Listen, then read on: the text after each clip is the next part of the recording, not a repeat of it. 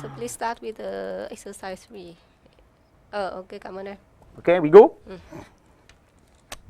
Faut sourire, hein? Okay, we are going to continue our exercise, apply it to geometry of image.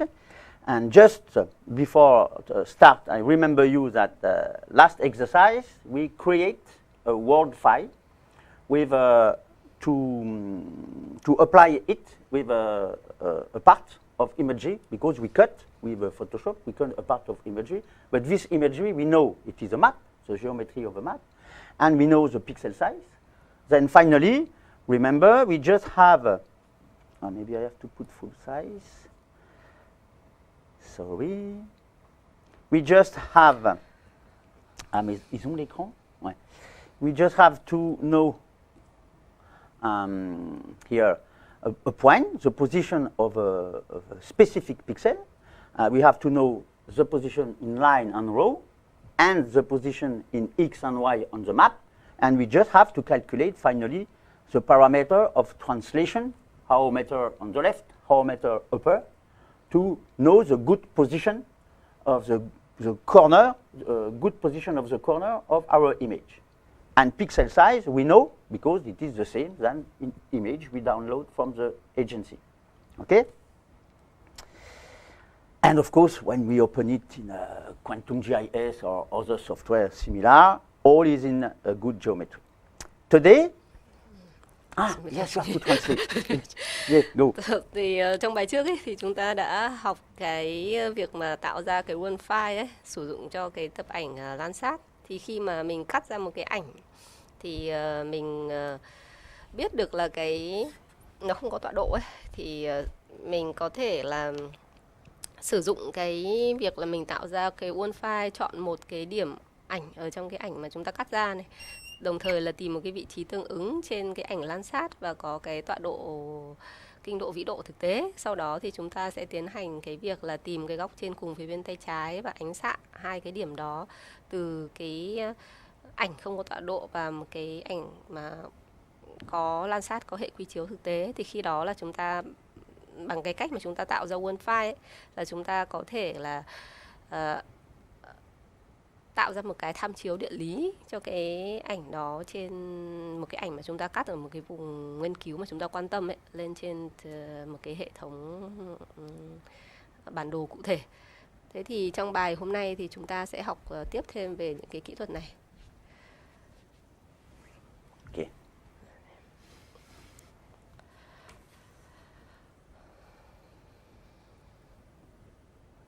Today, another exercise is we will use a map. We know it's a map. Input data are in the. When I say map, it is we are in the geometry of a projected map. Okay, it's not raw data from the satellite. It's something where the geometry is modified to be same than the map. Okay, then sometimes we use a collection of screen copies. For example, from Google Earth, because with Google Earth we can have very precise imagery update or historical, because in some parts you can go back few 10, 20, 30 years ago. And then it can be very interesting to use this data to map the evolution of a city or something like that. And then we can't download in one time all the coverage to the good scale. Then we have to screen copy. It's easy to understand. And we have to mosaic all that to create the full coverage. And we know that full coverage is a geometry of a map. I will explain with Google Earth which kind of map it is. Then we know it's a map, but now we don't know the pixel size, and we don't know the coordinate of the corner. Then we will use to create the Word file, we will use now 2 points. I will explain in that exercise how I use 2 points to create a Word file with calculation of pixel size X, pixel size Y, and upper left coordinate X and Y.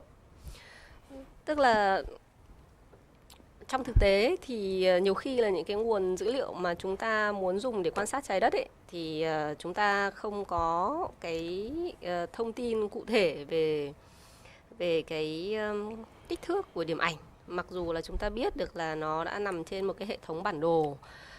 Bản đồ thì định nghĩa được nói là khi mà là những cái bức ảnh đấy nó đã có nắn chỉnh hình học trên một cái hệ quy chiếu địa lý nhất định.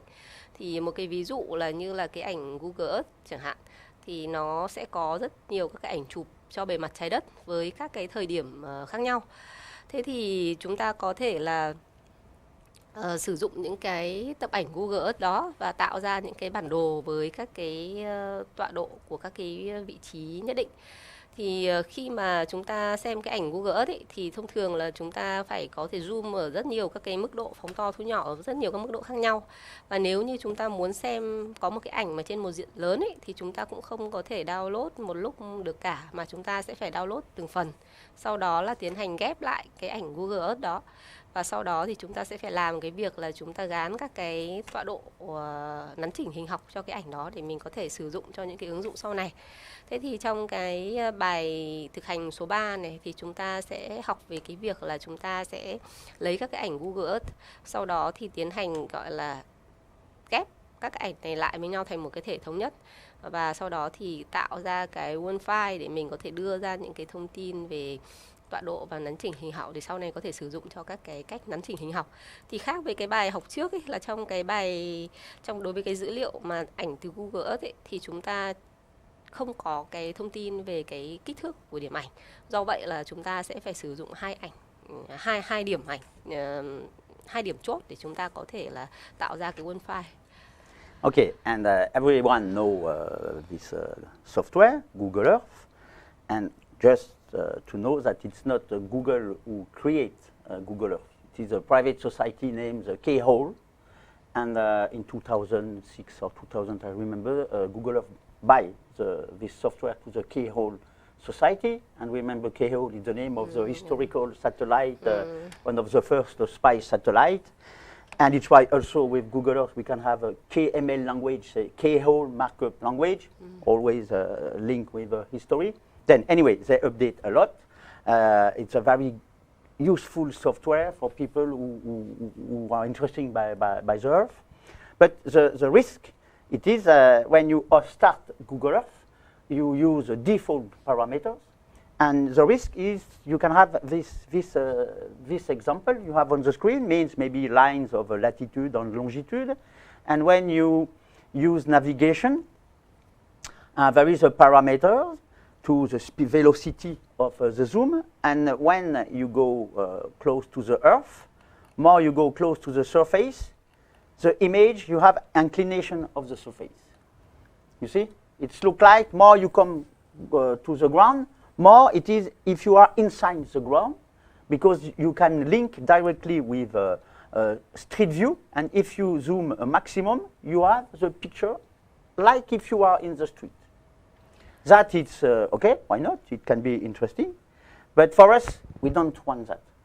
We want stay always to the top of the ground. And we want stay always to the perpendicularity of the ground, because the map is always perpendicular of the ground. Then we have to modify default parameters to do that. Tức là trên màn hình thì mọi người có thể nhìn thấy nó là cái phần mềm Google Earth Engine. Thì cái phần mềm này thì nó xuất phát từ cái được mua lại. Sorry, but did we have Google Earth to the movie? Yes, I think so. Excuse me, em ơi, mình có cái Google Earth, cái hình Google Earth ở trên cái này không? Đang chạy cái ứng dụng khác, không phải là slide. Or is it only the PowerPoint?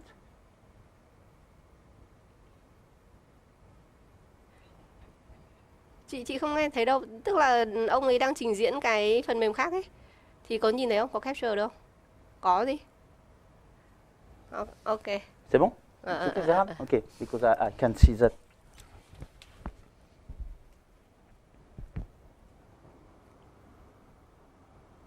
Because Okay. okay, I hope it's okay, because On the screen, I don't see that. I only see the PowerPoint. Tức là sẽ có màn hình khác, một ứng dụng khác không phải slide trong slide. Ờ. Đây ví dụ như là ông ấy đang mở một cái ứng dụng khác trên máy tính ấy. Ok, we wait. I think today I'm not so good into but for what we want to do, it's not good option. For example, you can have many information on the screen that we don't want because we want copy only image. We don't want the line of latitude and longitude. We don't want also this part of the screen, legend, because we want the maximum of surface. And when we move the coordinate, we want to be sure we are in a projected geometry. And by default, with Photoshop, if you Photoshop Google Earth, when you zoom, there is an option when you go close the ground, you not stay at the verticality of a point. It is a small inclination, and if you zoom a maximum, you can have directly street maps to have the idea, same if you are in the street. That it's absolutely good, but not for us. Me, I want, check, we are in UTM, and I don't want inclination, and I don't want option of the screen. For that, I have to define parameters. And I will show you how to define that on Google Earth. Tức là trên màn hình thì mọi người nhìn thấy cái phần mềm Google Earth Engine ấy, thì nó là một cái phần mềm mà cung cấp cho một cái hình ảnh về thế giới được chụp từ trên cao xuống. Thì thông thường khi mà chúng ta sử dụng phần mềm này thì nó có một số các cái gọi là tham số được đặt một cách mặc định. Ví dụ như là mình có thể chọn một vị trí này, xong sau đó thì là cái phần mềm này sẽ tự động là định hướng mình vào cái vị trí mà mình chọn này. Thế xong nếu mà mình càng zoom nhiều, mình càng đi sâu xuống các cái mức zoom chi tiết ấy, thì mình có thể nhìn thấy các cái thông tin chi tiết. Và mình cũng có thể nhìn thấy cả những cái, ví dụ như chuyển sang cái chế độ là Street View là với những cái ảnh thực tế của hai bên đường. Thế nhưng mà tuy nhiên là trên cái phần mềm này thì mọi người cũng sẽ thấy rằng là ở phía bên tay trái thì chúng ta cũng có một cái bảng nó gọi là cái menu ấy, để có thể chọn những cái tập dữ liệu dataset hoặc những cái chế độ mà mình tương tác khác nhau. Thế nhưng mà trong thực tế trong cái bài tập này ấy, thì cái mà chúng ta cần ấy là chúng ta muốn là có một cái ảnh chụp từ trên cao xuống và vuông góc với cái góc nhìn là vuông góc với bề mặt đất, bởi vì chúng ta muốn tạo ra một cái bản đồ từ những cái ảnh mà chúng ta thu thập từ Google Earth. Bên cạnh đó thì chúng ta cũng không muốn là có những cái menu ở phía bên tay trái, bởi vì như vậy là nó sẽ dẫn đến cái việc là nó che khuất tầm nhìn. Thì do vậy thì giáo sư sẽ hướng dẫn một số các cái cách tùy chỉnh, tùy biến để làm sao chúng ta có thể đặt lại các cái tham số mặc định đấy và chúng ta có thể thu được những cái ảnh mà đúng cho cái mục đích sử dụng của mình. Then we can be in the street directly, yes. But it can be interesting if you want. Where is Paris, this? Paris. Paris. Virtually, if you want virtually travel around the world, then it can be interesting. But for us, it's not interesting at all. Okay. Then we have to define parameters. First, parameters. It's in French, but easy to translate. And in Windows, Windows it is this way. For Macintosh, it is another way, but easy to find the menu. Then you go in Tools and Option. First option, you check Coordinate in Projection Transverse Mercator, UTM. Okay, like that you will be sure you will have the good coordinates in X and Y when we are going to check the coordinate. Okay. Not the decimal degrees or other coordinate. We need UTM, U parameter here. And in navigation, you say I don't want inclination when I go to the ground. Apply. And then now, if I come back Hanoi from Paris, travel a little. You can also check velocity of zoom and so on, but now if I zoom, no inclination, okay? I am always on the verticality. And that it is the geometry of the map. That is very important, because what we want to do is copy part of image, we need to be in the geometry of the map. If no, we will never be able to mosaic the data. Okay? Thì để đặt lại các cái tham số mặc định ấy, thì mọi người có thể sử dụng cái chức năng mà cung cấp bởi Google Earth Engine. Thì đầu tiên là mình chọn tool, xong sau đó thì mình chọn cái chức năng tương ứng. Thì trong đó thì mọi người phải chú ý 2 điểm. Thứ nhất là về cái vấn đề là tọa độ ấy. Thì mình sẽ phải chọn là cái hệ quy chiếu là UTM. Và sau đó thì đối với cái thuộc tính mà về định hướng navigation ấy, thì mình phải chọn cái thuộc tính để đảm bảo được rằng là cái góc mà chúng ta nhìn từ trên xuống ấy, nó luôn là một cái góc vuông góc với bề mặt đất. Bởi vì cái bản chất là chúng ta muốn có một cái ảnh nhìn vuông góc với bề mặt đất từ trên xuống, và sau đó thì chúng ta có nhiều các cái bức ảnh như thế thì chúng ta mới có thể ghép lại được một cái bức ảnh lớn tổng thể, và sau đó thì sử dụng cho cái việc nắn chỉnh hình học sau này. Also, another option, we will go in the Pyrenees mountain in France, in the Lesquin village. You know, Lesquin village. Yeah, I know. There is an option, we can put relief. What does it mean, put relief? It is, we have possibilities. If we go inside the landscape, what is the option to go inside? Like that. You can parameters. You can see the true shape of the Earth with the option relief. That is very interesting.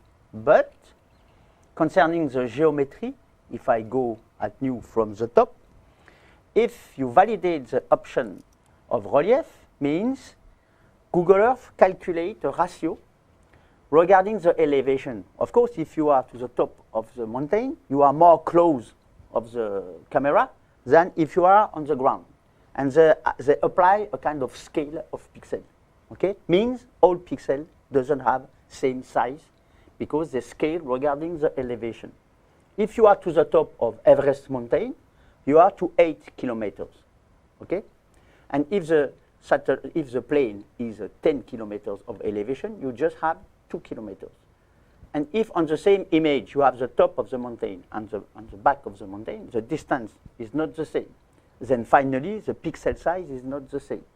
Then if you validate relief option, Google Earth calculate a scale of pixels regarding the elevation. And look, it's more easy to understand with the image. I am in the mountain. Here it's a summit with relief. What is the relief? Relief, Option? it's elevation. Okay. Okay. Look, if I validate elevation, this top, you see, because I am high in elevation, I am more close to the object, to the lens of the camera. Then the pixel is biggest. If I put out the option, the size change.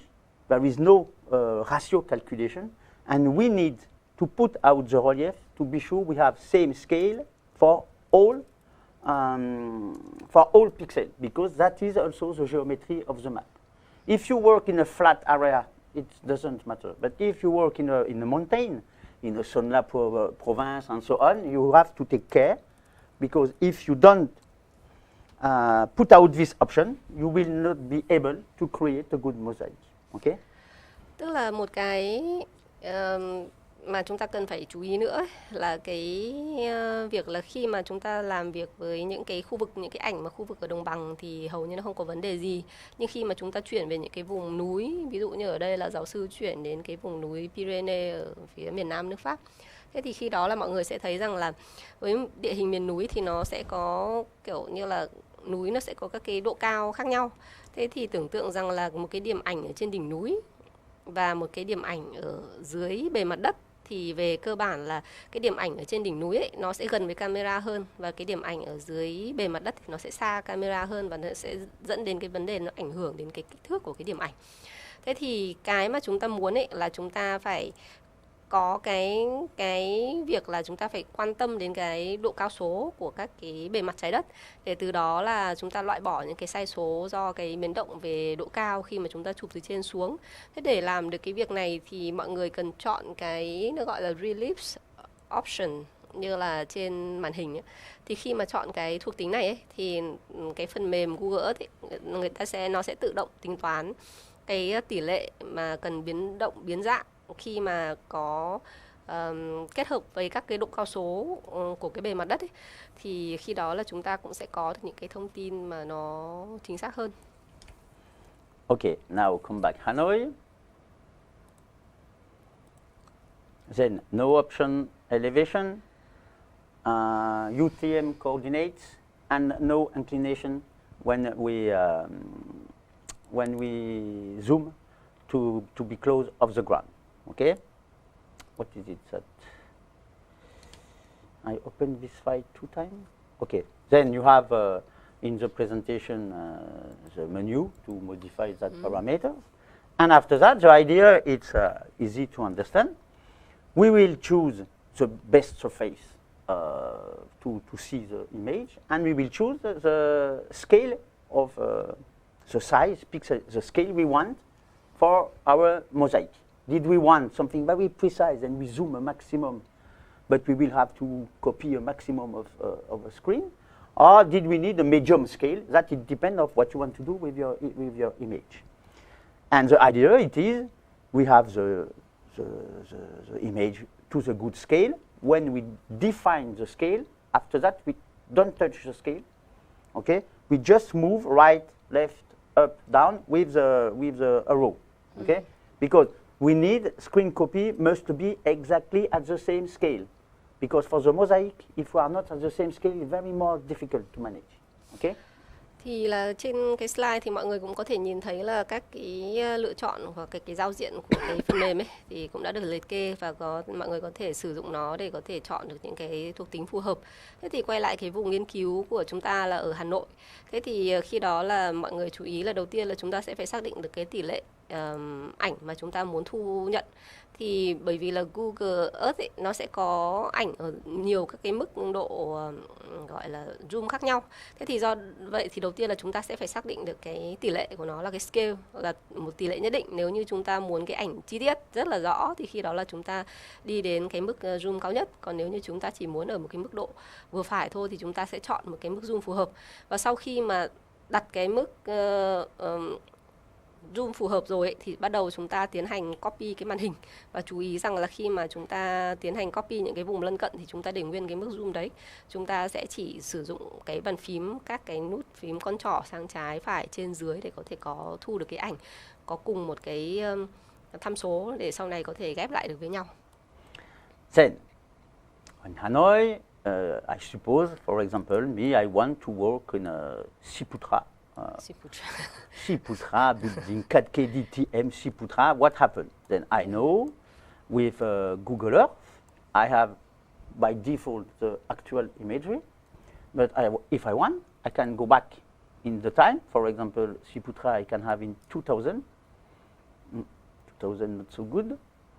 Maybe because of not enough internet connection. I choose another. Maybe you should wait. Okay. Then 2002, the landscape, urban landscape is like that. And today, it's like that. Then I can decide to map the urban evolution, to have a mosaic in 2000 and one mosaic today, or another image today, and compare. It is why we do that.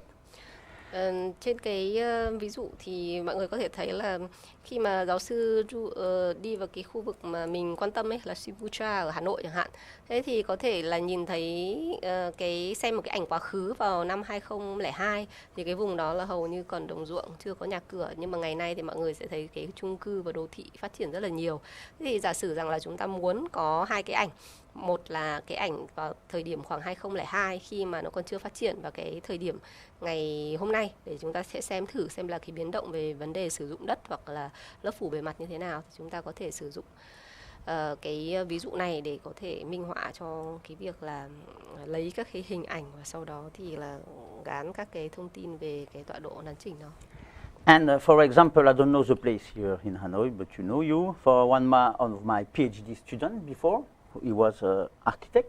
He worked on the evolution of, Dr. Son. Son. He works on different places in Hanoi, and he works on this place. Okay, and we need to follow from 2000, 2002, 2004 image we can have with Google Earth, we need to follow the landscape evolution. But we also need to choose a scale. I mean, did I have this scale where I have a very large coverage of Hanoi, but it's not precise? But why not? Or did I want something very, very, very, very precise? For example, that level, because I want to be able to identify house by house. Then it's me who fix the scale. Of course, more you are precise means more you will have to copy screen to have the whole coverage of your area of interest. Then I decide a scale, for example, this scale. I decide a date, for example, 2013. Okay, I have the scale, I have the date, and now I choose with display to put out all information because I want the maximum of surface for my screen copy. Okay, and now, okay, I fix the zoom. Stop to move the zoom. Stop to move something. Only arrow up, down. As screen copy, you can press screen copy and after crop image by image and so on, or you use a tool to do that. Then there is many tools. I use which one by default? Rectangular, and then I copy the part without, I don't copy that because I don't want the name, I don't want the legend, okay? Then I use only image. First copy. I save, okay? For example, I will call that a very difficult name. What's the name of the software? Actually, it is to copy, screen copy. It's by default, it's a tool of Windows. Okay. First one, I come back to Google Earth, and now I move on the right, for example, like that, and I realize a new copy. New one, same idea, no text, no, only the image. I save number 2, and so on. Okay? But take care. You must overlap copy. Because when we want to create the mosaic, put all together, we must have important part of overlap to find the good position between the two images. If no overlap, you don't have geographic continuity, and then you can't have the full coverage. After that, the idea is, if I can't, I have all my screen copy, and the idea it is, I input the first image. Okay, I input image, me I have only 2. Okay, here image, and it's me who try to find, because I know there is overlap, then which is 1, which is 2. No, I think it's like that. And it's me who try to find, maybe I have to reduce which one is on the right. Okay, this one. Yes. And it's me who I check, this position is this position, and then I put it here, and then I realize the mosaic. Of course, I will not do that. If I have maybe 10, 20, 30 screen copy, I will not do that by hand like that. I will use a software, there is many options, to do that automatically. There is many software. It's software used to create panoramic view using picture. And there is one excellent, free. It is Microsoft ICE for Image Composite Editor. Then we will use that software and I will show you how it works. Thì mọi người có thể nhìn thấy cái ví dụ ấy là đầu tiên là mình chọn một cái khu vực ở trên Hà Nội, sau đó thì là tiến hành đặt ở một cái mức zoom cố định. Thì tùy thuộc vào cái mục đích của cái bài toán của mình, ở đây thì có thể là mình muốn là nhìn cụ thể đến từng mái nhà một, thì cho nên mình chọn một cái mức zoom rất là chi tiết và có độ phân giải cao. Tuy nhiên mọi người phải lưu ý rằng là khi mà mình chọn cái mức zoom mà càng chi tiết ấy, thì khi đó là sẽ càng phải có nhiều ảnh mà mình download về. Thế thì các bạn có thể sử dụng công cụ để có thể download các cái ảnh tự động từ Google Earth hoặc là sử dụng bằng cái cách là mình copy màn hình. Thì mọi người có thể nhìn thấy là khi mà mình copy thì mình có thể sử dụng một số các cái phần mềm hoặc là các cái chức năng có sẵn ở trên máy tính để có thể copy màn hình. Thì cái việc copy thì có hai điều lưu ý. Thứ nhất là mọi người sẽ copy các cái ảnh đấy ở cái khu vực mà mình quan tâm, thì có thể là mình phải mở rộng cái màn hình ra, bỏ hết những cái menu để mình có cái tầm quan sát là lớn nhất. Đó. Cái thứ hai nữa là hoặc là mình có thể bỏ đi một số các cái vấn đề, ví dụ như là cái logo của Google Earth chẳng hạn, bởi vì mình không có sử dụng các cái thông tin đó. Cái thứ hai nữa là khi mà mình copy xong một cái ảnh thì mình có thể dùng chuột để di chuyển sang cái vùng khác và bắt đầu tiến hành tiếp tục copy. Nhưng mà có một cái điều lưu ý là khi mà sau này các bạn muốn chồng khớp nó lên nhau ấy, thì nó sẽ phải, hai cái ảnh mà mình copy ở hai lần ấy nó sẽ phải có cái độ giao nhau nhất định, nó phải có overlap, thì lúc đó là chúng ta mới có thể là ghép hai ảnh được lại với nhau. Thì mọi người cũng có thể nhìn thấy là giáo sư đã lấy ra hai cái ảnh, đúng không? Sau đó thì paste vào Excel, paste vào PowerPoint, và sau đó thì có thể là mình biết chính xác là hai cái ảnh đấy nó khớp nhau ở chỗ nào, và bằng cái cách đó thì chúng ta có thể tạo ra được một cái ảnh gọi là mosaic, tức là trên một cái khu vực rất là lớn.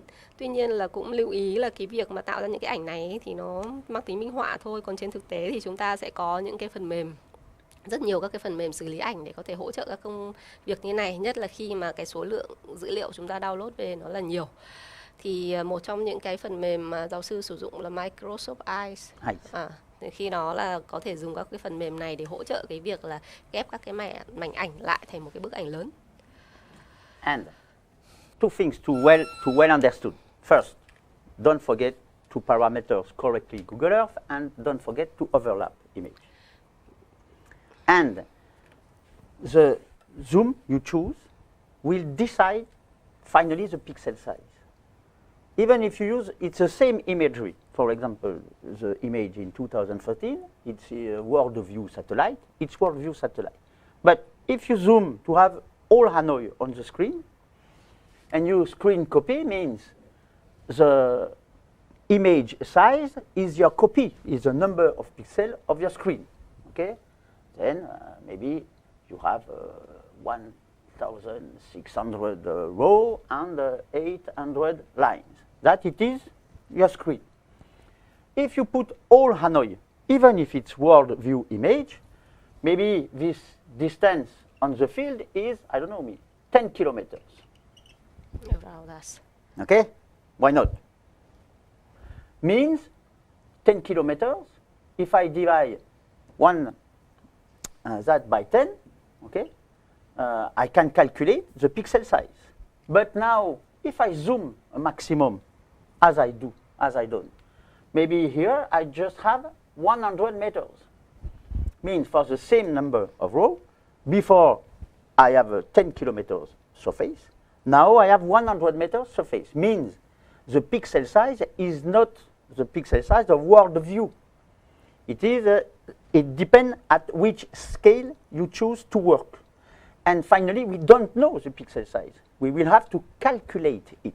But it's your scale who will define the pixel size. Finally, we will calculate. That is important to understand that. Một điều mà mình cần phải lưu ý khi mà mình làm cái bài thực hành này ấy, là khi mà cái ảnh mà chúng ta copy từ cái màn hình ấy thì nó sẽ có kích thước là bằng cái kích thước của màn hình của chúng ta. Giả sử như là trên bảng mọi người có thể thấy là ví dụ như là với cái kích thước màn hình mình cắt xuống ảnh thì nó sẽ có kích thước là 1600 nhân với 800. Có nghĩa là tương ứng với 1600 dòng và 1600 cột và 800 dòng.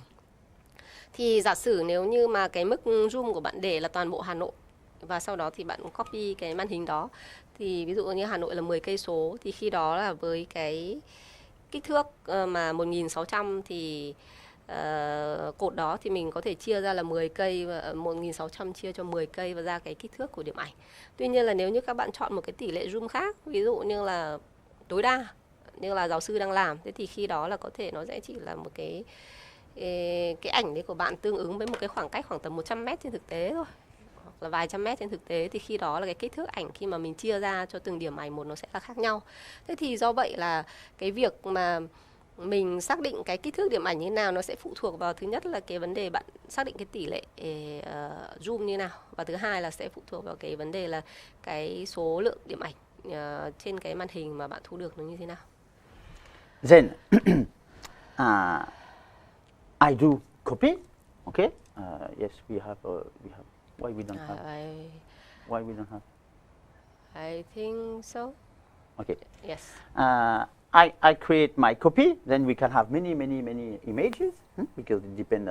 More you have a big and good quality and big screen, more you are efficient to copy. If you use a small laptop definition, it's more long because you need more copy.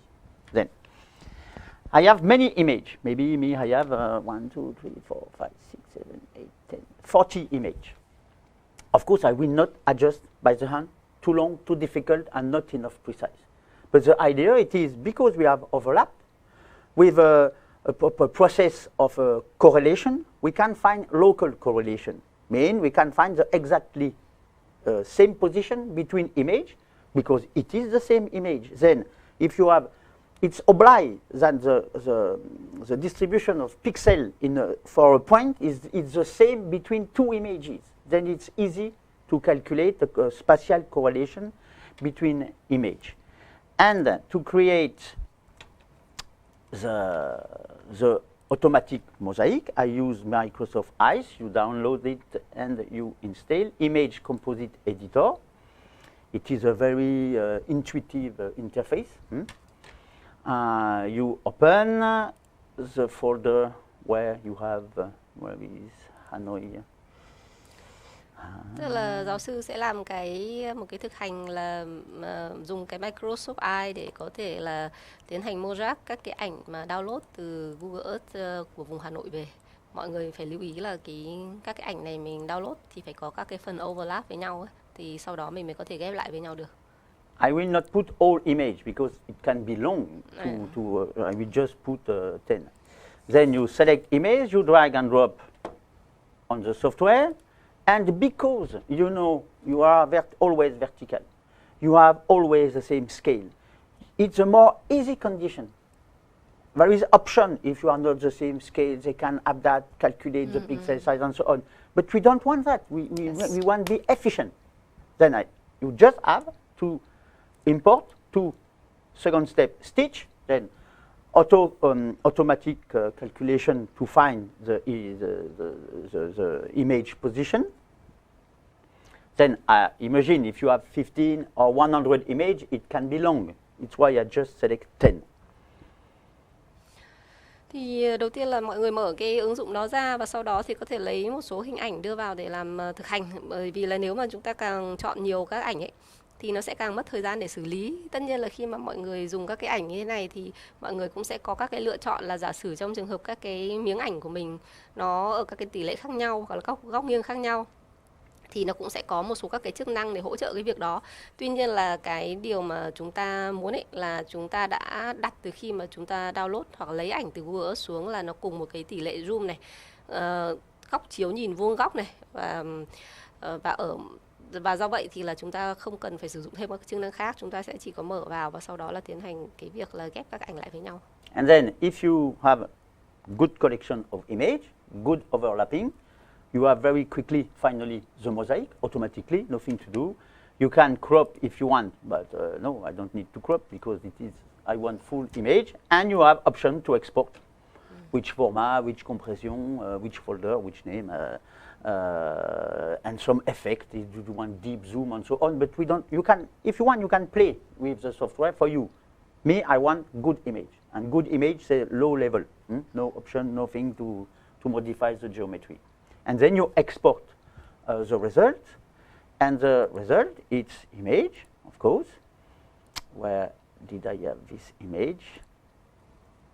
And for me, I call that Moza, and I can open that with Photoshop, or GIMP, to check the quality of the result. Then I have the whole coverage of the area of interest. To the scale, mean the zoom, I decide. Means something, look, very precise. And for all the coverage. And which date you want, historical data or actual data, as you want. Tức là sau khi mà mình đã ghép ảnh nó vào rồi ấy, thì mình có thể hoàn toàn là export xuất ra một cái khuôn dạng chuẩn hoặc là mẫu. Tất nhiên nó có sẽ nhiều cái lựa chọn khác nhau khi mà mọi người dùng cái Microsoft Eye. Tuy nhiên là ở đây thì khuyến cáo là nên dùng, tức là không nên đặt các cái tham số để mình muốn có một cái bức ảnh gốc và không có cái can thiệp chỉnh sửa bởi các cái kỹ thuật xử lý ảnh. Và sau khi mà mình có được cái bức ảnh ghép vào rồi thì mình có thể mở bằng một cái phần mềm khác, ví dụ như là Microsoft này hoặc là Dream, để xem cái chất lượng điểm ảnh như thế nào. Và mọi người sẽ thấy là trên màn hình là cái chất lượng của ảnh rất là tốt.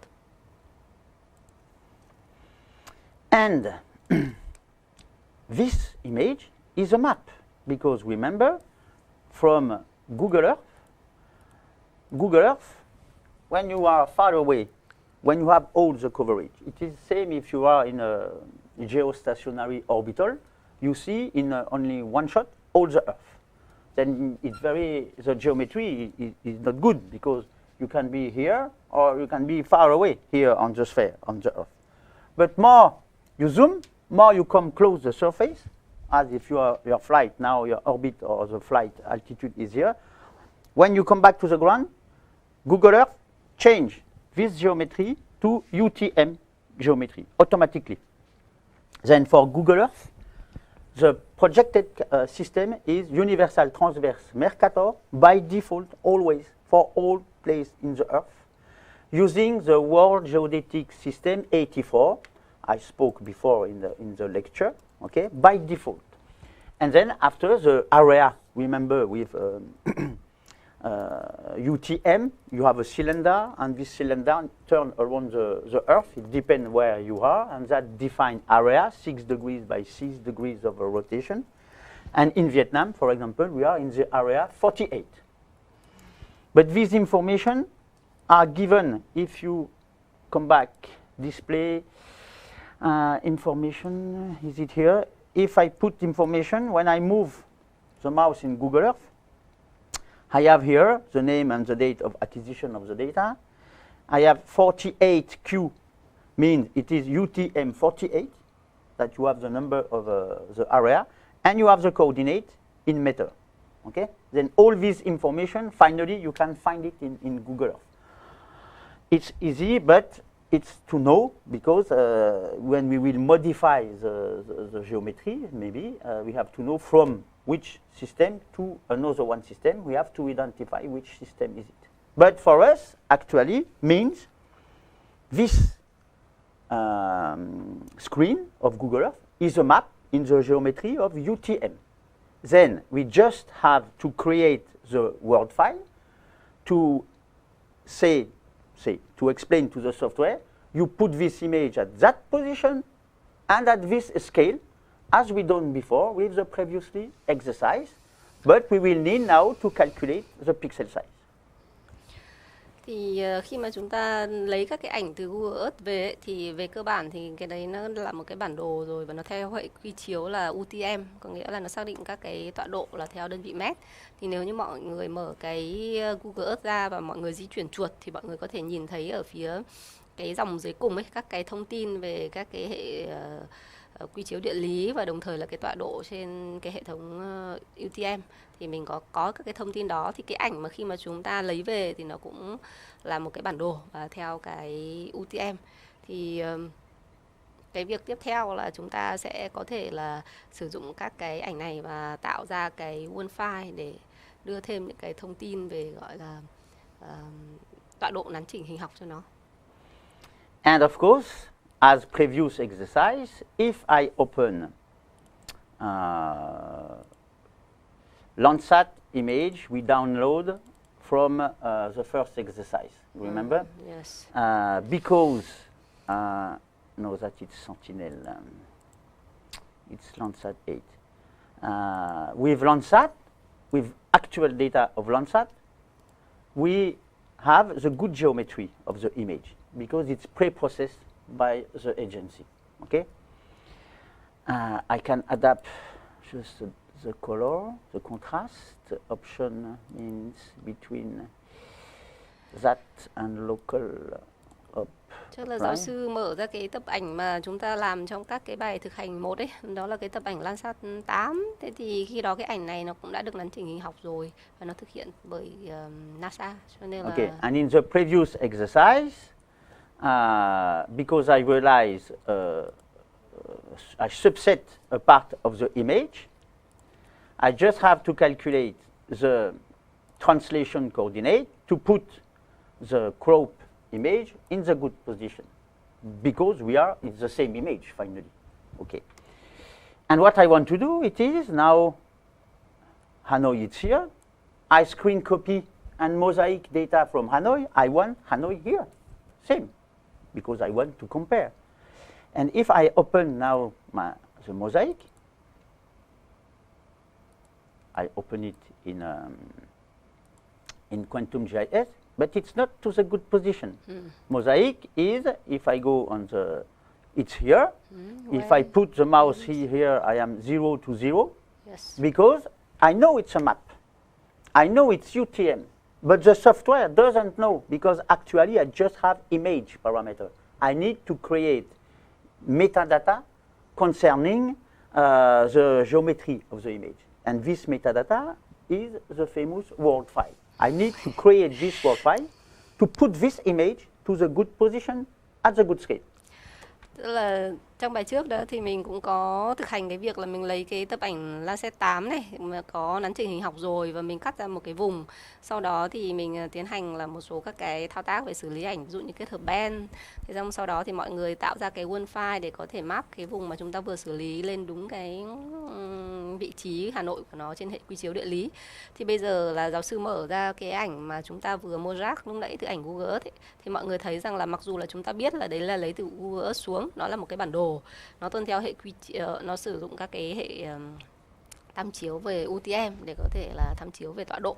Tuy nhiên là đối với cái phần mềm này ấy, thì nó không hiểu được cái điều đó. Do vậy là cái ảnh mà chúng ta vừa làm cho Hà Nội ấy, nó hiển thị ở một cái nơi rất là xa so với cái ảnh Landsat 8 mà chúng ta có thực hành trong cái bài số 1. Thì cái vấn đề là như vậy thì rõ ràng ở đây là chúng ta sẽ phải tạo ra một cái file gọi là metadata để cung cấp cái thông tin về các cái ảnh mô-rác mà chúng ta vừa tạo ra. Thì đấy chính là cái word file mà chúng ta học trong cái bài này. Because actually the image is here, and me I want here. Okay. Then to do that, we will process same way than previous exercise. We are going to identify in pixel coordinate, row and line. We are going to identify in the image 2 specific points. Previous exercise we just need 1, but to calculate pixel size we need 2. And we have to choose to select this point to the opposite part of the image. For example, upper right, lower left. Because we want to have a maximum of distance in X and Y to be sure we will not create local deformation. More we are far away, more we will have good estimation for all the image. Then we will select a point somewhere here and another point here, check the coordinates in a line and a row, and after we will go to Google Earth, go to move to the exact same position, okay? And we can choose what we want. We can choose a car, we can choose a person on the street, because it's the same image. And we just have to put the finger to the position of the selected point, for example here, and you have coordinate X and Y. You just have to copy to download this coordinate, okay? But select to opposite position, and you have to be sure it's the same point you select. Take care. Thì chúng ta cũng sẽ làm theo cái cách giống như là bài trước. Trong bài trước thì mọi người nhớ là chúng ta sẽ chỉ sử dụng một cái điểm chốt để chúng ta có thể ánh xạ hai cái từ một cái bức ảnh mà chúng ta cắt và một cái bức ảnh đã được nắn chỉnh hình học. Thì nhưng mà tuy nhiên là bởi vì trong trường hợp đấy là Landsat 8 là chúng ta biết cái độ phân giải, tức là chúng ta biết cái kích thước của điểm ảnh là 30 m. Tuy nhiên là đối với cái trường hợp cái ảnh mà chúng ta download từ Google Earth này, chúng ta không biết chính xác là cái độ cái kích thước điểm ảnh là bao nhiêu, thì do vậy là chúng ta sẽ phải chọn 2 điểm ảnh. Thế thì để chọn 2 điểm ảnh tham chiếu hoặc là 2 cái điểm ảnh để chốt ấy, thì một cái điều đáng lưu ý là các bạn sẽ phải chọn nó ở hai cái góc mà nó xa nhau, ví dụ như là trên cùng phía bên tay trái hoặc là dưới cùng phía bên tay phải. Thì tại làm sao mà chúng ta phải chọn hai cái điểm ở xa nhau mà để có thể cái khoảng cách của nó là lớn nhất, thì để đảm bảo được rằng là cái khi mà mình tạo ra cái sự biến đổi ấy, nó không phải là các cái biến đổi nó chỉ mang tính địa phương, mà nó phải có thể thể hiện được cho cả cái bức ảnh đấy. Thế thì giáo sư là sẽ chọn hai cái điểm ảnh, đúng không? Một cái điểm ảnh ở khu phía trên cùng phía bên tay trái và một cái ở dưới cùng phía bên tay phải. Sau đó thì chúng ta quay lại cái phần để xác định xem là hàng và cột của nó là bằng bao nhiêu. Sau đó thì chúng ta quay lại cái phần mềm Google Earth Engine, đúng không? Chúng ta sẽ chọn cái điểm chốt tương ứng và sau đó thì chúng ta có thể xem được cụ thể của nó là các cái thông tin về tọa độ trên cái hệ quy chiếu UTM, và chúng ta có thể copy để có thể tạo ra được cái word file. And it's easy to understand what we are going to do now. If I can't. Okay, the idea is we have 2 points, very opposite position. One here, one here. Okay? Okay. But it's easy to understand. I have coordinate line A and row A if this point is A, and X A, Y A.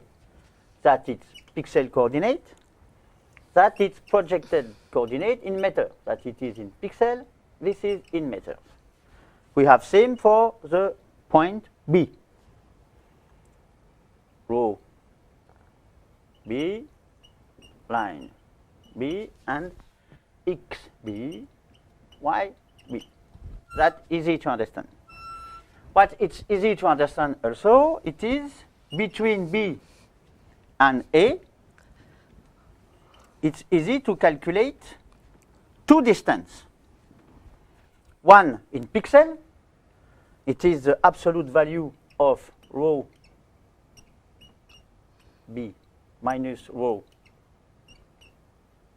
A, means you know the number of pixels in row, and the distance in meters, it's absolute value of xb minus xa.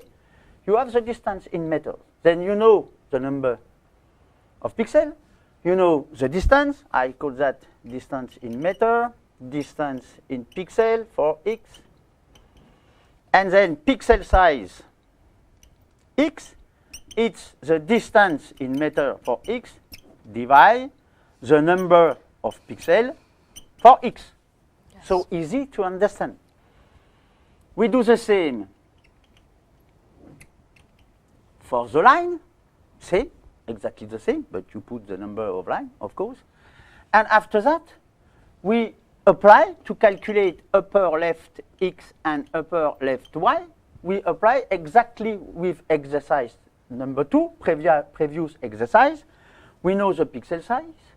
We know the number of line. We know the number of a row. We just have to y, it's y plus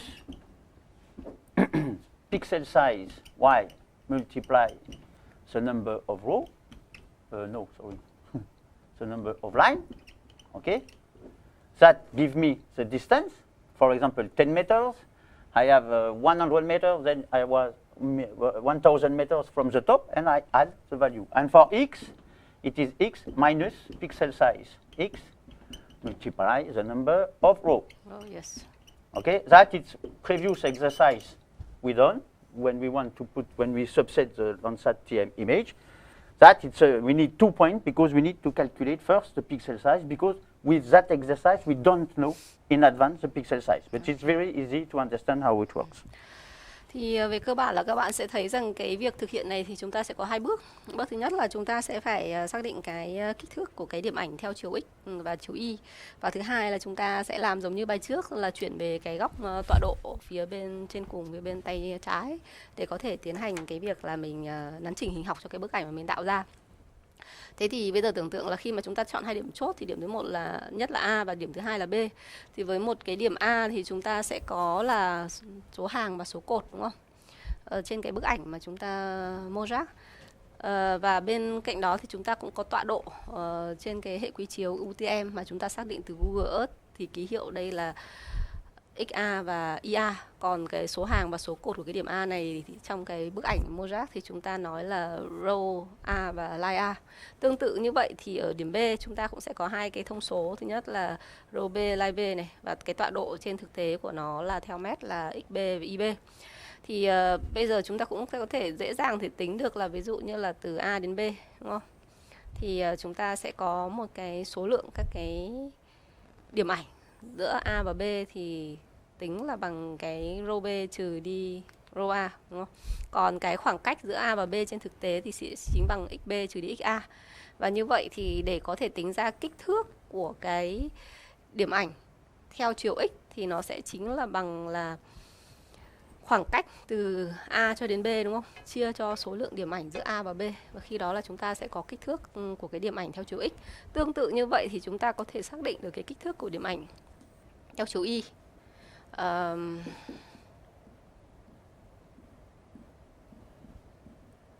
Và sau khi mà chúng ta đã xác định được cái kích thước điểm ảnh này rồi thì chúng ta sẽ quay lại cái việc là chúng ta sẽ xác định cái vị trí là góc trên cùng phía bên tay trái là có các cái ở mức là 00, đúng không? Line 0, row 0. Thì khi đó là sẽ có cái tọa độ trên thực tế như nào. Thì cái việc mà xác định cái điểm phía bên trên cùng này thì cũng tiến hành rất dễ dàng bằng cái cách sử dụng cái công thức này. Chúng ta biết là từ điểm A cho đến cái điểm trên cùng phía bên tay trái này nó sẽ cách nhau bao nhiêu hàng và bao nhiêu cột. Và chúng ta cũng đã biết được cái kích thước của cái điểm ảnh theo chiều x và chiều y, và chúng ta có thể áp dụng chính xác cái công thức này để có thể xác định một cách cụ thể tọa độ của cái điểm góc trên cùng phía bên tay trái và theo mét. Và sau đó thì tạo ra cái word file giống như là cái việc mà chúng ta thực hành trong bài trước. Thank you, Tan. You're welcome. And to do that, I propose we create that with Excel or in OpenOffice Calc. And we create a file with function, and then this file you can reuse it always. You will just have to change the E, B coordinate, and then automatic calculation, copy and paste the save text file for Word file, and it's okay. Then we will do that. I hope the coordinate I give here are the good one. We will check. Okay, then with Excel, I prepare, because I forgot to save the file. But did you have the Excel file No, I before? forgot. No? I forgot. But it's very easy to do. Okay. You have A point, B point. Okay. I will need row coordinate, line coordinate, Yes. X and Y. That it's easy. Here, I prepare the function to calculate the pixel size in X. Okay, means it's absolute value of what? The distance X, it is. The distance, the coordinate I will put here, minus the coordinate I will put here. Divide the distance in pixel, means absolute value of the number, the coordinate in the pixel I will put here, minus which one I will put here. 2, 0, remember, it's oblige parameters. Yes. And now I calculate exactly the same for y coordinate. Then the distance in y means it's the coordinate I will put here and which one I will put here. Divide the number of line. It is absolute value of this line minus this line. Okay, not happy because actually no value. Now I calculate the upper left x equal the x coordinate here minus number of pixel x here, okay, multiply the number of row. And the y coordinate is is this coordinate plus where is it here? Pixel size y here, multiply number of line here. Okay? Yes. But remember, if we give upper left coordinate y, we must put minus pixel size. Then to pixel size, I have to put minus here. Okay? And because I put minus here, you know the rule, plus, plus, minus, minus, plus. Here I have to put minus to obtain the sum. Okay?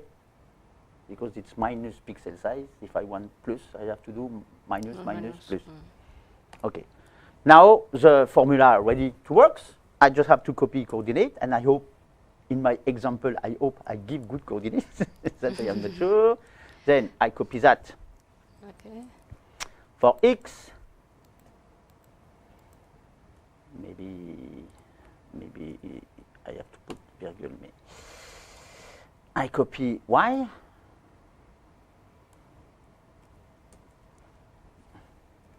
Yeah, and I have to put virgule. And I copy what I do. No, it's not here. It's here. Oh, why so long? I copy row.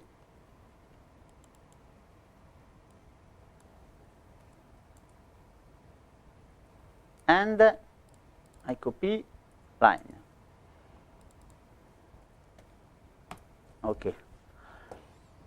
I don't know why not the same. Okay. Maybe Now same for B. I okay. copy row and line and x.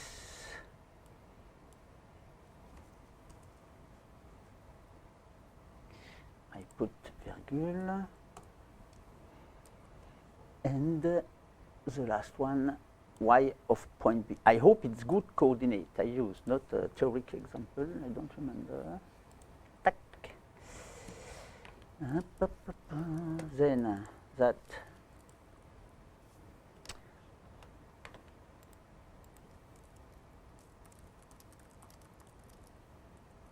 what I do here.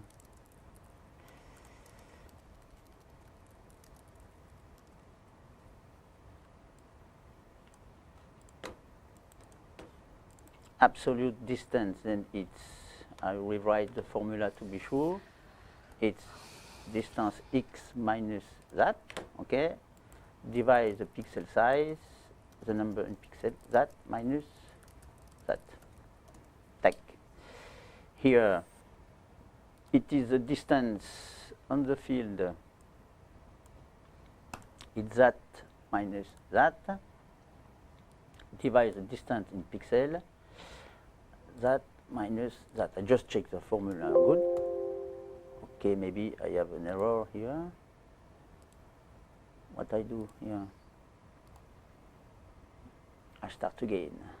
It is, maybe I invert meters.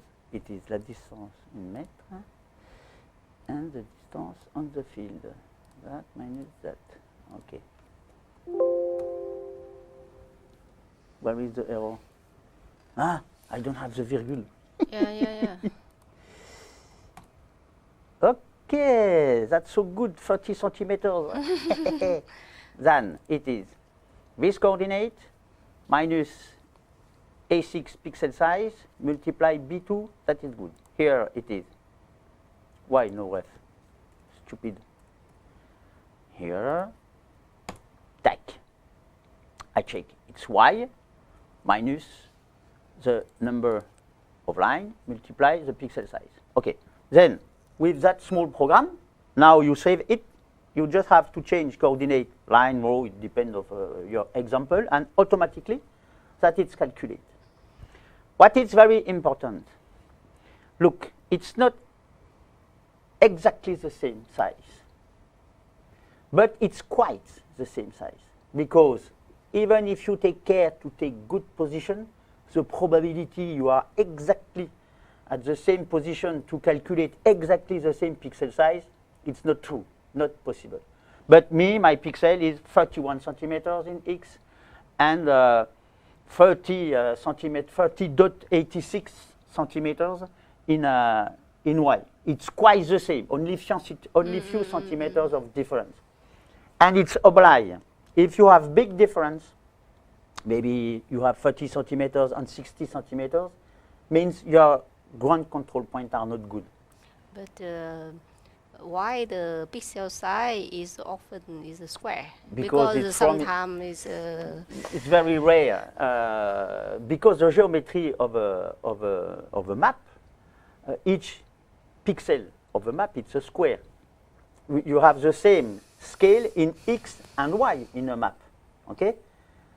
Then the pixel must be square because on a map it's the same scale in x and y direction. Even if you use MSS data, that's not square at the beginning, that rectangular pixel, but they are resampling to square, 50 by 50 meters. Then you must have something square.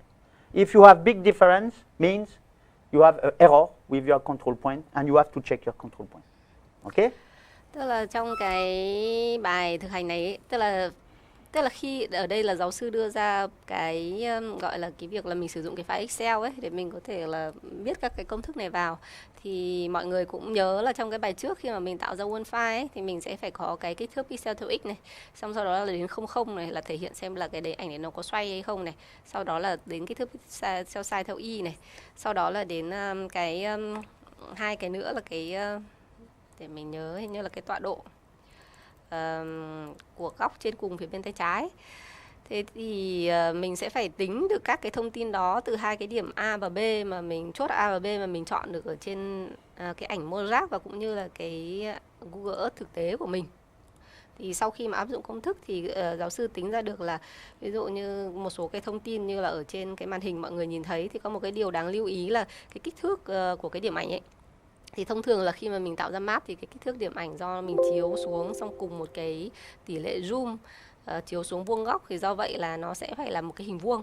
Thì do vậy là cái kích thước điểm ảnh theo chiều x và theo chiều y là nó phải gọi là gần như nhau. Thì ở đây là một cái kích thước là khoảng tầm 31 cm, còn một kích thước khoảng tầm 30 cm. Thì tất nhiên là nó có cái độ sai số, vì khi mà mình tính toán hoặc là tức là khi mà mình chọn ra cái điểm ảnh nó có cái độ sai lệch nhất định. Tuy nhiên là nếu như trong thực tế, nếu như mà các bạn tạo ra cái one file ấy, mà cái kích thước pixel theo x và pixel theo y nó quá khác biệt nhau, thì các bạn sẽ phải kiểm tra lại xem là cái điểm mà các bạn chọn ấy, giữa hai cái ảnh đó liệu nó có chính xác là như nhau hay là không. And of course, now I save, copy that. Okay, I copy in a new file. I passed, of course, only value. I save that in text file, and I rename this file with the same structure of a Word file I explained previous exercise. Same name as the image, same folder, of course, same name, and the suffix, it is first last letter of the image suffix plus W for Word file.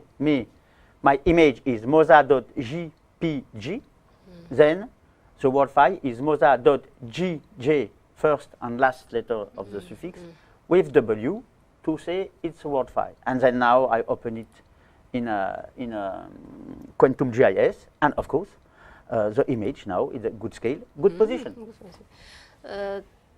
Sau khi mà mình có các cái thông tin đó thì bắt đầu copy các cái thông tin về one file vào một cái file text. Và mọi người cũng nhớ là trong cái bài trước ấy có cái quy tắc là mình tạo ra cái file text đấy tức là lưu trữ nó với một cái tên theo như quy ước. Thì đầu tiên là cái file đó thì nó là metadata, thì nó phải đặt cùng một cái thư mục đối với cái file dữ liệu của mình. Thứ hai nữa là nó cùng tên này, và với cái đuôi của nó thì nó sẽ phải làm cái ký tự đầu tiên, ký tự cuối cùng của cái định dạng file dữ liệu và cộng với cái ký tự W. Thì bởi vì file dữ liệu Mozart ấy là cái file mà có đuôi là PNG JPEG, JPEG. Thì cái ký tự đầu tiên là G và ký tự cuối cùng là G. Thế thì khi đó là chúng ta sẽ có cái file one file có cái đuôi là G, G và W. Và sau khi mà mọi người xếp vào và mọi người mở lại cái file dữ liệu trên cái Dream is right? Sorry? This Dream is right or Photoshop? Photoshop or GIMP. Trên một cái phần mềm xử lý ảnh thì mọi người thấy rằng là cái file mà chúng ta vừa thao tác ấy nó đã ở đúng cái vị trí xác định và nó rất khớp đối với những cái nguồn dữ liệu khác. And remember, previous exercise, I explained that. Now I open in Quantum GIS, good position, good scale. But I have now to save this image maybe there is another way, but I don't know how to do. If I open this image with another Quantum GIS project, for example, now it works because I open first Landsat imagery given by NASA, and Landsat imagery given by NASA is in UTM-48. It is the same, then it works. But if I open first, for example, geographic data as boundaries in Vietnam, then I open first that. I don't remember where is it. Hanoi, here. Okay, I will check here. Drag and drop more easy. Come back here. Up. I open the level of district. Okay. I open that.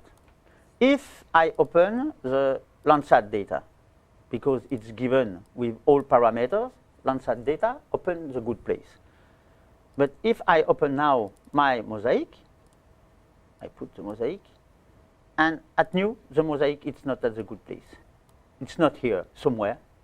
I don't know, somewhere. It's here, but not the good place. Why? Because the first file as I open here, it's not UTM-48. It's a geographical coordinate.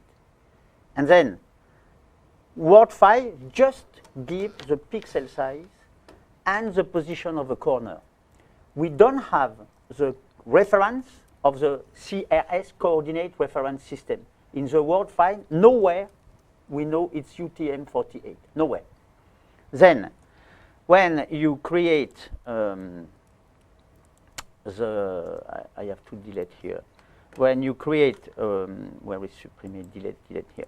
When you create word file, you just give the parameters to put at the good position, at the good scale, for image in the same coordinate reference system.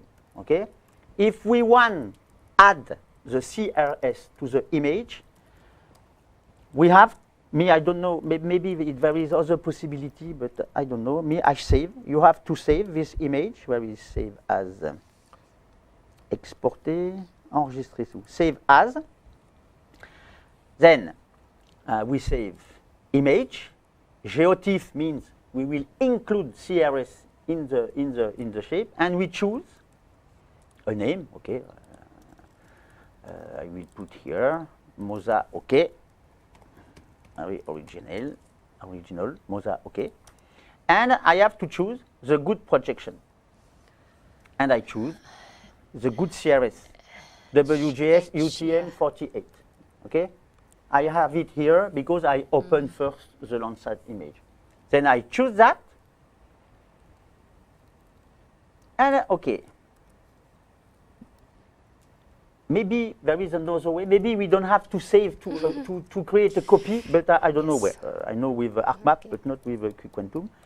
And now, if I go to the other project, and I open, I open Moza, okay, tack, and I zoom on it. Now, good position, even if I open first a geographical data, okay? Because word file only give the position of the corner and the pixel size. No information about the coordinate reference system. And if we want play between different projection of data from geographic coordinates, other one for projected coordinate, maybe area 48 or area 47, sometimes you are between both. If you don't have all information, it will not be compatible. It's why, if you want really finish the exercise, you also have to create this copy. Maybe it's not useful to do the copy, but I don't know where with Quantum. If you find, please ask me. And then now, all is in perfect coherence in the geometry and in georeferencing. Khi mà mọi người mở cái ảnh mà Mojang mà chúng ta vừa tạo ra one file ấy, cùng với cái ảnh Landsat 8 thì mọi người sẽ thấy rằng là nó ở một cái vị trí rất là đúng. Tuy nhiên là khi mà giáo sư dùng một cái phần mềm khác là cái phần mềm QGIS, xong sau đó thì là mở cái ảnh là cái địa giới hành chính của Việt Nam trước, sau đó mới mở cái ảnh Landsat 8 và sau đó mới mở cái ảnh Mojang mà chúng ta vừa tạo ra cái one file, thì mọi người sẽ thấy rằng là cái ảnh mà chúng ta mojap mà chúng ta lấy từ Google Earth xuống ấy, nó không ở vị trí chính xác. Thì cái lý do là bởi vì là chúng ta không có một cái one file thì nó có thể đưa các cái thông tin về cái vấn đề về các cái để chúng ta, nó chỉ đưa cái thông tin về cái địa lý mà khi mà chúng ta ví dụ như Landsat và cái ảnh đó thì nó cùng một cái hệ tham chiếu địa lý, thì khi mà mở thì chúng ta có vị trí chính xác. Tuy nhiên là nó là UTM 48. Thế nhưng mà tuy nhiên là khi mà chúng ta muốn thao tác các cái file này đối với những cái file khác mà nó sử dụng các cái hệ quy chiếu khác ấy, thì cái phần mềm nó không hiểu được, bởi vì không có một cái chỗ nào chúng ta chỉ ra rằng là cái file mojap mà chúng ta tạo ra, cái one file mà chúng ta tạo ra cho cái file từ Google Earth ấy, nó là UTM 48.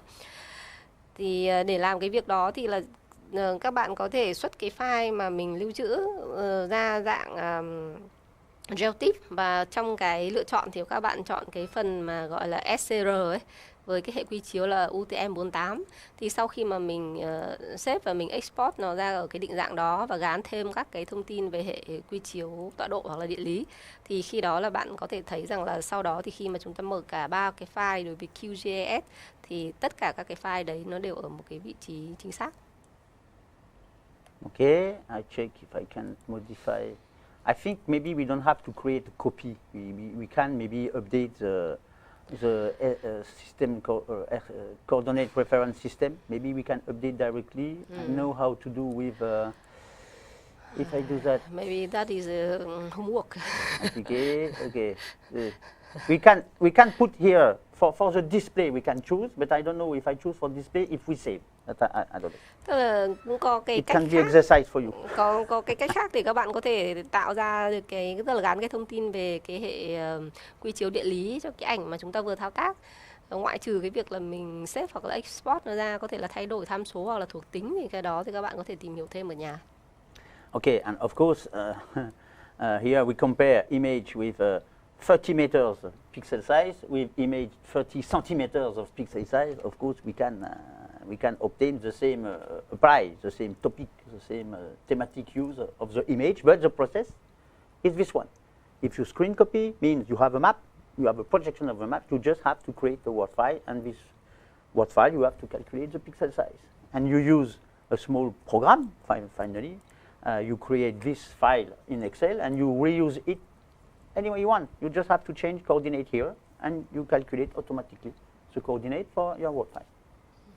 Thì như vừa rồi là trong cái bài giảng hôm nay thì chúng ta vừa học cái việc là chúng ta có thể lấy cái dữ liệu từ một cái nguồn thông tin khác và sau đó là tiến hành tạo ra cái one file để có thể xác định các cái vị trí chính xác của nó ở trên bản đồ. Thì cái bức ảnh cuối cùng thì mọi người có thể nhìn thấy là với một cái bức ảnh Landsat là 30 m và với một cái bức ảnh mà ta tạo ra từ Google Earth khoảng tầm 30 cm thì nó có cái sự khác biệt nhau một cách rõ ràng.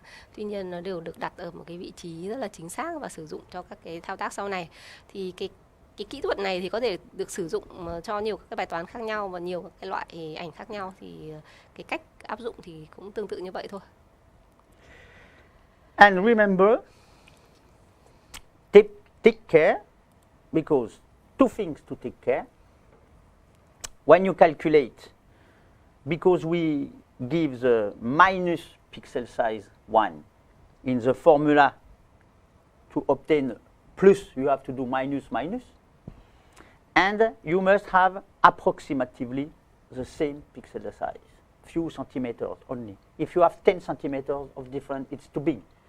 If you have pixel of 10 meters, if you have 10 centimeters of difference, doesn't matter. But if you have pixel of 50 centimeters, and if you have 10 centimeters of difference, doesn't work. Use the rule of 10% of the pixel size of difference to validate. And if it's not good, means you are not enough precise when you choose the point. Then you go back in Google Earth or you go back in Photoshop, and you check if you are very precise in line, a row, on X and Y. And then you will calculate and you check. Có hai điều chú ý khi mà các bạn thực hiện cái thực hành này. Thứ nhất là cái khi mà mình tạo ra cái one file ấy, cái kích thước pixel size của theo chiều y thì bao giờ cũng trừ, bởi vì là mình tính lại ở cái góc đấy là cái thứ nhất. Và cái thứ hai ấy, là cái kích thước pixel theo chiều x và theo chiều y là nó phải gần như bằng nhau. Thì nếu như mà ví dụ như là cái điểm ảnh của bạn ấy nó có cái kích thước là 15 cm chẳng hạn, mà cái khác biệt của nó khoảng tầm 10 cm thì nó là quá lớn. Nhưng mà nếu như cái điểm ảnh của bạn mà nó khoảng tầm 30 m mà cái size số của bạn khoảng tầm một vài mét thì cái đấy có thể là chấp nhận được. Thì nó tùy theo cái kích thước thực tế của cái điểm ảnh đó, và cái size số thì nó phải ở một cái mức độ nhỏ nhất định. Nếu như các bạn thấy rằng cái sai lệch giữa cái kích thước theo chiều x và theo chiều y nó lớn thì các bạn cần phải kiểm tra lại cái điểm chốt trên hai bức ảnh để xem là mình có lựa chọn chính xác cái điểm giống nhau hay là chưa. Okay, I check that. I prepare for the next exercise. And now we are going to continue exercise in the domain of georeferencing. Actually, with the two previous examples, we have images that are mapped. We subset a part of a Landsat image, but the original Landsat image is given in UTM and so on by NASA. And we create a mosaic with screen copies using Google Earth, and the geometry of Google Earth, when you zoom a maximum, is UTM. Then in that two cases, we have the geometry of a map. We just have to say it is that position for the upper left corner and this pixel size. Okay? Now we are going to work with data that originally not in a projected geometry. Many cases of that. Or if it's in projected geometry, sometimes it exists, but we don't know which one. Some example, we can have aerial photography, historical aerial photographies. We can have historical map. We can have historical graph of representation of Hanoi. All these are a presentation of the landscape we want to study, but we don't know which geometry. Is it the geometry of a map? Is it the geometry of the photography? Then we have to modify now the shape of the input data to create a new shape that corresponding to the map we want to use. Trong hai cái bài thực hành trước ấy, thì chúng ta thực hành là bằng cái việc là chúng ta cắt một cái ảnh và sau đó thì chúng ta gán các cái thông tin về hệ quy chiếu địa lý hoặc các cái thông tin về tọa độ cho các cái điểm ảnh. Nhưng mà có một cái điều đáng lưu ý là tất cả các cái ảnh mà các bạn cắt ra ấy, thì thứ nhất là các bạn cắt ra từ Landsat 8 này, hoặc là các bạn cắt ra từ cái ảnh Google Earth ấy, thì nó đều là map, tức là nó đều có các cái, nó đều được gọi là nằm trong một cái bộ hệ quy chiếu và nó được nắn chỉnh hình học rồi. Tuy nhiên là có một số các cái nguồn dữ liệu khác, ví dụ như cái ảnh mà bạn chụp từ trên máy bay xuống, hoặc là một số các cái ảnh trong lịch sử thì nó chỉ là một cái bức ảnh thôi và nó không có các cái thông tin về địa lý hoặc là tọa độ. Thế thì do vậy là trong cái bài số 4 này thì chúng ta sẽ xem bằng cách là khi mà chúng ta có những cái nguồn dữ liệu mà chúng ta chụp từ trên cao xuống thì làm sao mà chúng ta có thể đưa những cái thông tin về tọa độ địa lý và nắn chỉnh hình học để có được một cái bức ảnh giống như là trong những cái bài thực hành trước.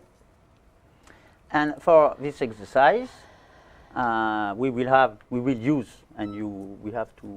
Did we create a folder with data for students? We have to create a folder. Yes. Okay. Then in that folder, we will do it. You will find historical photography of Hanoi, historical map of Hanoi 1986, and historical map of 18th centuries or something like that. Okay. And then using one of these or all historical data, we will try to identify many ground control points. Previous exercise, we use one. After we use 2, now we need to use 10 or 20 ground control points. But with the same way, we check line on row in GIMP or Photoshop, and we check equivalent coordinate, X and Y, in UTM area 48. Then we will use at new Google Earth, but we can use other system, OpenStreet, what you want, okay?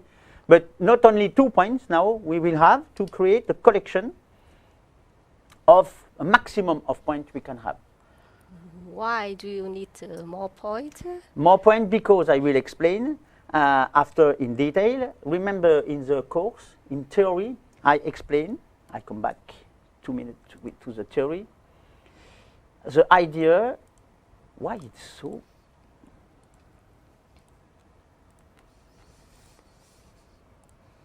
Where is it? The geometric correction. I am no. Okay. The idea of a geometric correction is we want to create a polynomial. When we know the line and when we know the row, we can estimate x. And when we know the line and when we know the row, we can also estimate y. We will use two functions for that, and polynomial functions. And the idea of that, it is, if I have only 1 point, I can just translate from 1 point to another point.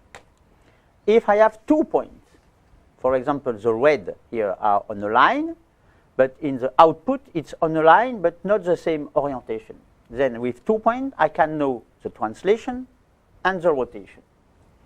And with 3 points, I can also know translation, rotation, and sometimes the heteroteity means the scale I have to adjust to change the scale. Okay. For example, here I have a regular pixel, and here it's not regular because there is a change scale because the geometry of a map is not necessarily the same geometry. Then I need minimum 3 points to calculate a polynomial order 1 to know the parameter of translation, rotation, heteroteity. But to be sure I have the best function, I will multiply points because first I want to cover all the surface. North, south, east, west. I want to cover a maximum of surface because if I select point only in a small part of the imagery, maybe I will create some few deformation not visible to the place of ground control point, but if you go far away, you will have exaggeration of that. Then if I cover all the surface of the image, I will smooth that impact. Okay. Also, I will multiply points because sometimes it's difficult to identify, specifically if you use historical data. You think you use exactly the same point in line and row on X and Y and finally no. Then maybe you have error. If you have a maximum of points, you can, if one is not good, you can put it out. It doesn't matter. You have enough for the calculation. Okay? Then the idea is all coverage, north, south, east, west, and a maximum of point. A maximum of point, it's not 100, it's 10 or 15, no, not more. Okay? I don't know if it's well visible, but here we have 10 points all around the image. And the idea is the same with old map. Here we have a map of Hanoi, I don't remember when, maybe 1925. 1925. It's the same idea. I check point, and it's not necessary remote sensing or aerial photography. It can be a draw, like a map. And the idea, I check line and row, and I check on Google Earth the coordinate in X and Y. And we can also use, for example, old map. This map is from 1986. I'm not sure it is in UTM 48. I'm not sure. I don't have information. Then I will also apply a georeferencing calculation with the same idea, a collection of ground control points, and then definition of the function. Giáo sư sẽ tạo ra một cái thư mục để có thể chia sẻ cho các bạn một số các cái ảnh trong quá khứ để mình có thể làm thực hành ấy. Thì đây có tập hợp là một số các cái ảnh mà chụp từ trên không xuống của Hà Nội vào năm 1952. Thì cái ý tưởng ấy, nó cũng giống như những lần trước là mình sẽ phải tạo ra những cái điểm nó gọi là ground control point, tức là các cái điểm chốt ở trên bề mặt đất, gọi tắt là điểm chốt. Thì tuy nhiên là khác với các cái bài thực hành trước thì trong cái trường hợp này thì chúng ta sẽ phải tạo ra nhiều cái điểm ground control point hơn, nhiều cái điểm GCP hoặc là điểm chốt hơn. Thì lý do tại làm sao mà chúng ta cần phải tạo ra nhiều các cái điểm chốt hơn thì mọi người cũng thấy là khi mà quay lại cái phần giảng lý thuyết ấy, thì nếu mà với một cái điểm thì chốt thì chúng ta sẽ biết được là về cái độ tịnh tiến của nó như nào. Đối với 2 điểm chốt thì chúng ta có thể xác định được xem là cái tỷ lệ quay của nó như nào, và với 3 điểm chốt thì chúng ta có thể xác định được thêm cái thông tin nó về gọi là cái độ biến dạng của nó như thế nào. Thì trên lý thuyết thì là có thể là 3 điểm thì là đủ. Tuy nhiên là trên thực tế, ví dụ trên một cái vùng, tùy cái vùng mà nghiên cứu của chúng ta là lớn hay bé nhé. Và thứ hai nữa là khi mà quay lại quá khứ ấy, thì có rất nhiều các cái điểm mà chúng ta cũng không thực sự xác định được là cái điểm đó ngày xưa thì nó là, bây giờ thì nó sẽ là ở vị trí như vậy, thì liệu nó có chính xác hay không. Thì khi mà chúng ta đưa ra một cái cách tiếp cận là chúng ta sử dụng nhiều các cái điểm chốt hơn cho một cái bức ảnh, thì khi đó là chúng ta sẽ giảm thiểu được các cái sai số, và chúng ta có được một cái xây dựng được ra một cái hàm mà để chúng ta gọi là chuyển đổi nó có cái độ chính xác cao hơn. Thì mọi người cũng có thể nhìn thấy một số các cái ví dụ ở trong slide ấy. Ví dụ như là trước ở đây thì mình có một số các cái ảnh là, đây là ảnh chụp hàng không xuống đúng không? Vào năm 1952. Cái vùng này là vùng Hà Nội, mọi người có thể, Hà Nội không? Mọi người có thể nhìn thấy cái sông Hồng thì rất là rõ. Và trên cái bức ảnh này thì giáo sư có đánh dấu khoảng là tầm 10 cái điểm chốt. Và cái cách làm thì cũng tương tự, chúng ta sẽ tìm cái điểm chốt trong cái ảnh mà chúng ta muốn xử lý này, và chúng ta chuyển sang Google Earth để chúng ta xem là cái tọa độ thực tế của nó trên là gì, và sau đó thì chúng ta sẽ tiến hành cái việc ánh xạ. Thì ngoại trừ các cái ảnh chụp trên cao xuống thì các bạn cũng có thể có một số các cái bản đồ số. Bản đồ số này thì chúng ta cũng làm theo cái cách thức tương tự để chúng ta có thể thu được những cái thông tin, và sau này dùng những cái điểm chốt này để mình có thể tiến hành xử lý tiếp theo. And few elements to remember. The idea is when we use remote sensing like that, or aerial photography or map, I always said I use optical remote sensing, and all I said here it concerns high and very high spatial resolution, means Landsat with 30 meters, Sentinel with 20 or 10 meters, or few centimeters for more precise imagery. What I said, it's not exactly true. It's not exactly like that if you use few hundred meters pixel size or kilometers pixel size, because we are not the scale of use, okay? But in my case, it works. Then you have plane or satellite that acquire the data on a flat surface, the sensor surface. And that corresponding to a small surface on the Earth. We use a map to represent information on the Earth. Then UTM, you have the ellipsoid, you put a cylinder around this ellipsoid, you put to the area corresponding to your country, and then you put that flat, and you have X and Y coordinate system in UTM with the shape of UTM. Between this size and the UTM size, when it's flat, it's not a big difference. There is difference, but it's not so big. Means if you cover a square here, you will have quite a square here, but maybe with a rotation, translation, and maybe few change of the pixel size if you are in the corner, okay? When it's flat, it works, and then we can apply polynomial. If it's not flat, remember I show you example in mountain, when you have a square, because here it's always a square, it is the surface of the sensor, but in mountain, it's not a square on the ground. Means the polynomial function are not able to modify the geometry. The example I will give here, it's to explain you in theory how it works, the baseline of georeferencing, and I will apply for a flat area. Then the result will be good, because in Hanoi there is no mountain, then it's flat except for Lotte Tower and so on. That we can do nothing, we don't have the information.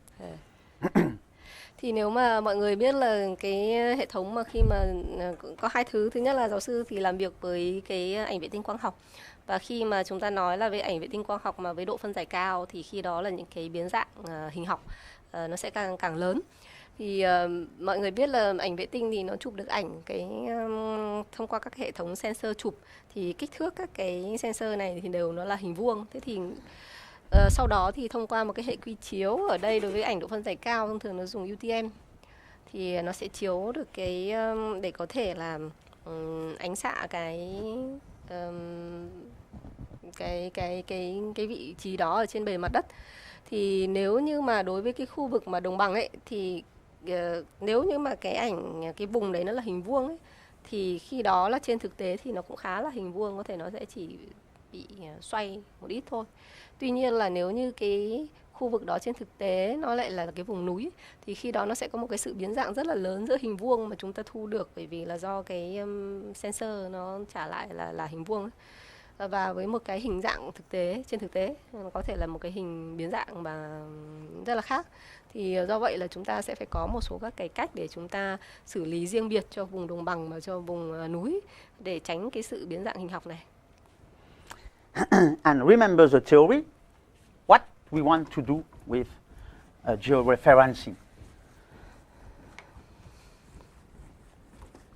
What we want? In fact, we want for all pixels, for the pixel line 0, colon 0, line 0, colon 1, line 0, colon 2, until last line, last colon. We want to use one function and another one function to calculate corresponding x coordinate, estimation of x, and estimation of y in the map. Okay, means we have the regular grid, input grid of the image, and we want output calculate the corresponding position of the pixel on the map using these two. Okay, that is the idea. There is a subtleties you will discover later. Some system gives the upper left coordinate of the pixel, and some other system gives the center coordinate of the pixel. And then that is sometimes you have a offset because of that. But that is subtleties. Forgot what I said. Okay. Then the idea it is I know the line 0, 0, first pixel. Then I am able to calculate the corresponding position on the map, and that for all pixels. It is the idea. Okay. And to do that, finally, we will create a collection of ground control points. Mean from few points here, for example, this one, it's me who give the coordinate of this one. And for another one, it's also me who give the coordinate. Okay, and that finally, when I select point, what I do, it is in the totality of pixels, I select few pixels, and for these few pixels, I give the coordinate. Okay, and I obtain finally the possibility to represent in 3 dimensions the cloud of my ground control point. Mean I can create 2 graphs. I draw only one. It is I know the row, I know the line, and here I can put x or y if I do 2 graphs. And finally, I know the position of my ground control point. Okay? If I look from the top, I have row, line. It is the coordinate in pixel. And the idea it is how I can find a flat surface that have the best position between all the points. If I check profile now, okay? If I check in profile I see only line, for example, and x. Imagine we have something like that. I know maybe it's possible to find the best position between all these points. Okay? And this best position, there is 2 main rules. It's obliged to cross the average line and the average x or y, it depends on what I put here. This point, it's obliged. We are in parametric statistics. The average is the center of the row. And the good position, it's which one? When here, I call that residual. That is the observed value given by my control point here. And here, it is the theoretical value given by the surface. Then the good position is when the sum of square residual is minimum. And when you find this position, you find your surface. Of course, here, imagine I am from profile, but imagine we are in 3 dimensions. Finally, what I find, it is not a line, it is a surface. And that in statistics, we call that regression calculation. And the method to calculate that is least square adjustment in the regression family, the technique in statistics. Thì trên thực tế cái mà chúng tôi muốn ấy là giả sử chúng ta có đây là cái bức ảnh, chúng ta sẽ có thể xác định một cái điểm ảnh là bằng hàng cả cột 00, 01, 02 cho đến khi mà cái tọa độ cuối cùng của nó. Thì với mỗi một cái điểm ảnh này thì chúng ta muốn là chúng ta sẽ xác định được cái tọa độ trên thực tế của nó là x bằng bao nhiêu và y bằng bao nhiêu thông qua một cái hàm fx và fi mà chúng ta xác định. Thì để có thể tạo được ra cái hàm fx, fi này để sau này từ bất kỳ một cái điểm ảnh nào ấy, chúng ta có thể áp dụng cái hàm này và chúng ta tính ra được cái tọa độ của nó trên thực tế, thì chúng ta sẽ phải dựa trên một cái tập mà chúng ta chọn, mà chúng ta gọi là ground control point, là điểm chốt. Thì những cái điểm chốt này thì do là các bạn xác định các cái điểm ở trên ảnh và các cái điểm ở trên thực tế. Bao nhiêu điểm chốt thì là tùy theo cái bài toán của mọi người. Mọi người có thể xác định số lượng các cái điểm chốt, tất nhiên thì nó càng nhiều càng tốt. Và từ cái điểm chốt này thì chúng ta sẽ xây dựng ra một cái hàm để chúng ta có thể chuyển đổi là từ các cái tọa độ là từ row, line sang cái tọa độ cụ thể của nó trên bề mặt trái đất. Thế thì với trong slide thì mọi người có thể nhìn thấy là khi mà chúng ta xác định các cái điểm chốt thì chúng ta sẽ có nhiều các cái điểm khác nhau. Thì cái ý tưởng là chúng ta sẽ tạo ra một cái bề mặt phẳng sao cho nó fit nhất đối với các cái điểm chốt mà chúng ta đã thu thập. Thì bằng cái cách mà chúng ta tạo ra cái bề mặt này ấy, thì là giống như là chúng ta tạo ra một cái hàm, và khi đó thì trong thực tế chúng ta có thể dùng cái công thức này để chúng ta tính toán cho những cái điểm khác. Thế thì một cái mặt phẳng mà được tạo ra thì thế nào được gọi là tốt? Thì mọi người sẽ thấy rằng là khi mà cái mặt phẳng lý thuyết chúng ta đưa ra nó sẽ càng gần với những cái điểm mà thực địa của chúng ta, giá trị nó càng tốt. Thì nếu mà trên một cái tọa độ 3 chiều ấy thì nhìn nó có thể hơi khó. Ví dụ như mình có row này, có lines này, và mình xác định được một cái bề mặt phẳng theo ví dụ như là để tính x hoặc là để tính y, mà sao cho cái mặt phẳng đấy nó gần sát với các cái điểm thực tế, thì cái đấy nó là tốt. Một cái để có thể dễ hình dung hơn ấy, thì có thể nhìn theo cái không gian 2 chiều. Giả sử là đây là mình có cái theo hàng và theo đó là theo cột, và đây là cái đường mà lý thuyết, tức là giống như cái mặt phẳng mà chúng ta tạo ra ấy. Thì trên thực địa các bạn khi mà tiến hành, tức là khi mà các bạn tiến hành xác định các cái điểm chốt ground control point ấy, thì các bạn có thể có những cái vị trí nó ở những cái điểm khác nhau như này, đúng không? Nhưng mà trên thực tế từ cái hàm của bạn thì cái điểm này nó là các cái điểm lý thuyết mà mình tính ra. Thì cái sự khác biệt giữa cái điểm lý thuyết mà mình tính ra và cái điểm mà mình xác định trên thực tế thì nó gọi là residual, tức là cái phần dư thừa ấy. Thì mới một cái hàm mà tốt ấy, thì nó sẽ làm sao cho cái residual của nó bình phương cái sai số là phải nhỏ nhất. Thì đây là tính bằng là tổng bình phương sai số là nhỏ nhất. Thì khi đó là chúng ta sẽ tạo được ra một cái hàm tốt, và để giảm thiểu cái sai số thì cái ý tưởng của nó sẽ là như thế. Tức là ý tưởng là mình sẽ phải tạo ra một cái mặt phẳng hoặc là một cái hàm để mình ánh xạ từ cái số hàng và số cột sang cái tọa độ xy trên thực tế. Và cái hàm này thì nó sẽ là tốt nếu như mà cái sai số tối thiểu của nó, bình phương tối thiểu của nó là nhỏ nhất. Okay, we continue, we stop with stuff that too, how we do? It's up to you. Because if we continue, I think we need maybe 1 hour more. Maybe we stop. Maybe we stop and we start again this afternoon with that. Yes. We finish exercise and then we go theory Yes, of introduction, okay? Em ơi, chị tạm dừng cái, thế xong sau đó thì chị tạm dừng cái, xong chiều chị quay tiếp. Nhưng mà cái bài này vẫn chưa hết đâu, chắc là sau đấy phải ghép lại với nhau. Cảm ơn em nhé. We wait, and then we can start. I don't think we finished early. It's right. I think for the introduction, maybe we need To remember, two hours more. we need to. Because after this practice, maybe we record the I introduction. don't remember. Maybe 2 hours. Let me check the presentation. Maybe 2 hours. Because I want to have the full video. Yeah. In that case. Then introduction, it is this one, huh? Yes. With the historical background. I think maybe 2 hours if we speak fast. And because you already talk a lot. And then I already translate a lot. Because yes, there is.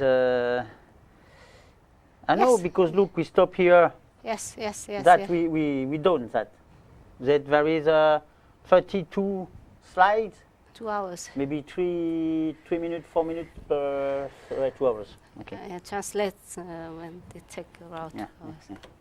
And we need to finish this exercise maybe 1 hour more, right? Yeah. It's very productive. It's very productive.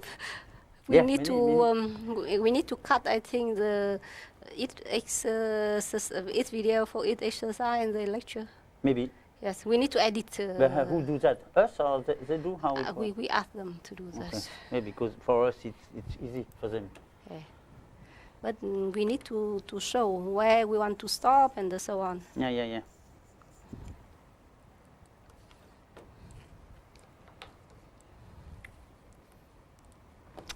I can start or what? Em ơi, bắt đầu được chưa? Chắc là chưa. Bắt đầu được chưa em? Chị không nghe thấy gì đâu. Được rồi gì? Ok đi. Okay, yes, we can start. Okay, we continue the exercise concerning georeferencing. When we have data, we don't know. We know it's not the geometry of a map. Then it's totally different than before. Now we have to create the geometry. In many cases, with data I said before, means high spatial resolution, pixel like a Landsat, TM, Sentinel-2, and so on.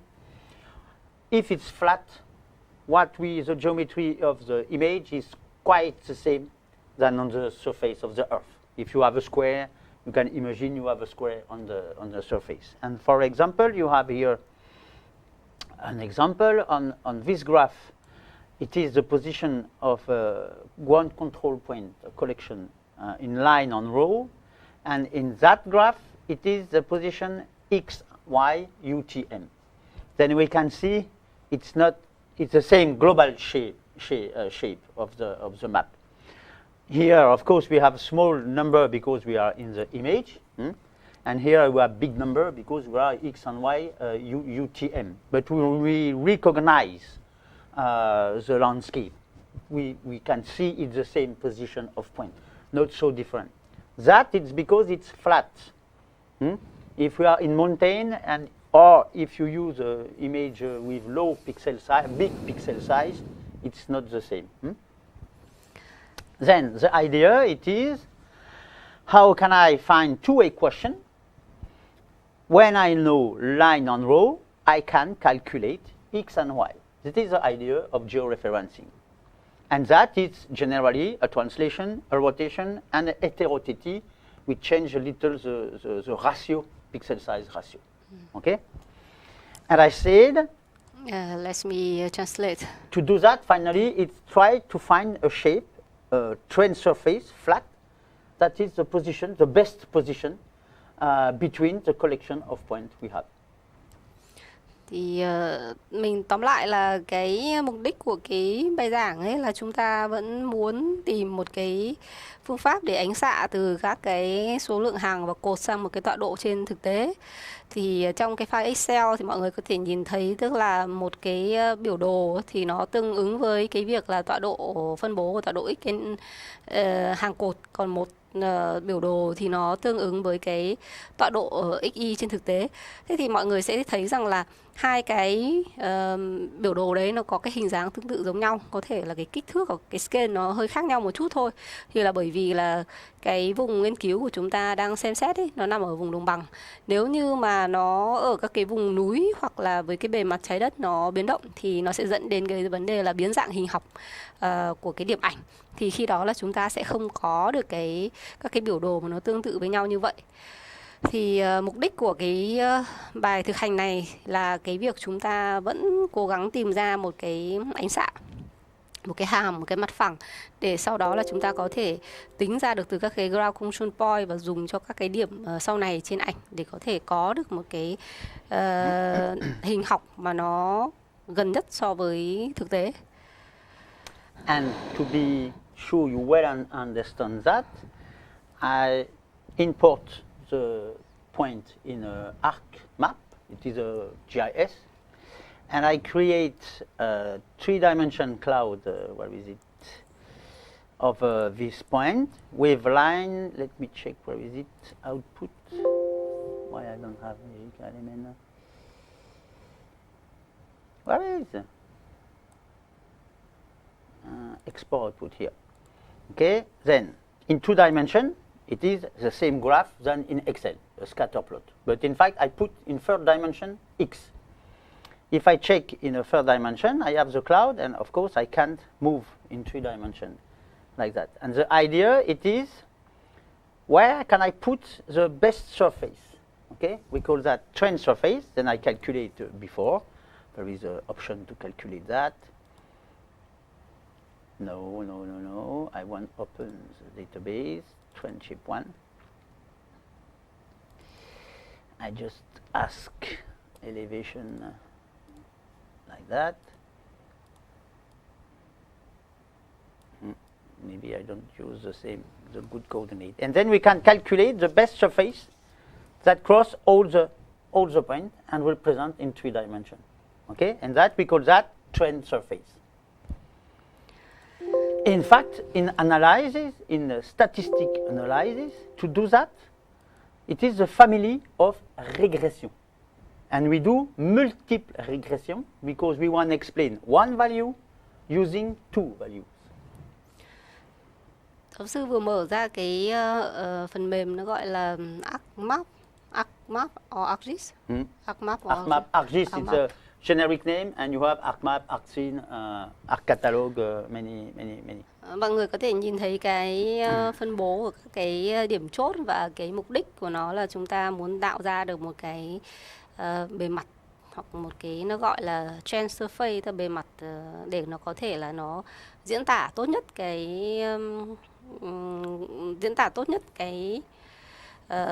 bề mặt mà được định nghĩa bởi các cái điểm chốt đó. Thì về mặt toán học ấy thì cái phương pháp mà tạo ra những cái bề mặt đấy thì nó sẽ thuộc cái lớp bài toán nó gọi là hồi quy hoặc là regression, nhưng mà hồi quy ở đây là hồi quy đa biến, tức là chúng ta tính giá trị chúng ta tính một giá trị ra từ nhiều các cái biến khác, thì cái kỹ thuật sử dụng nó gọi là hồi quy đa biến. And we can have that in order 1. I will explain after, order 2 or order 4, 5, and I will show you the transformation of the surface. No base 8 here. Okay. Then I can have zoom to layer.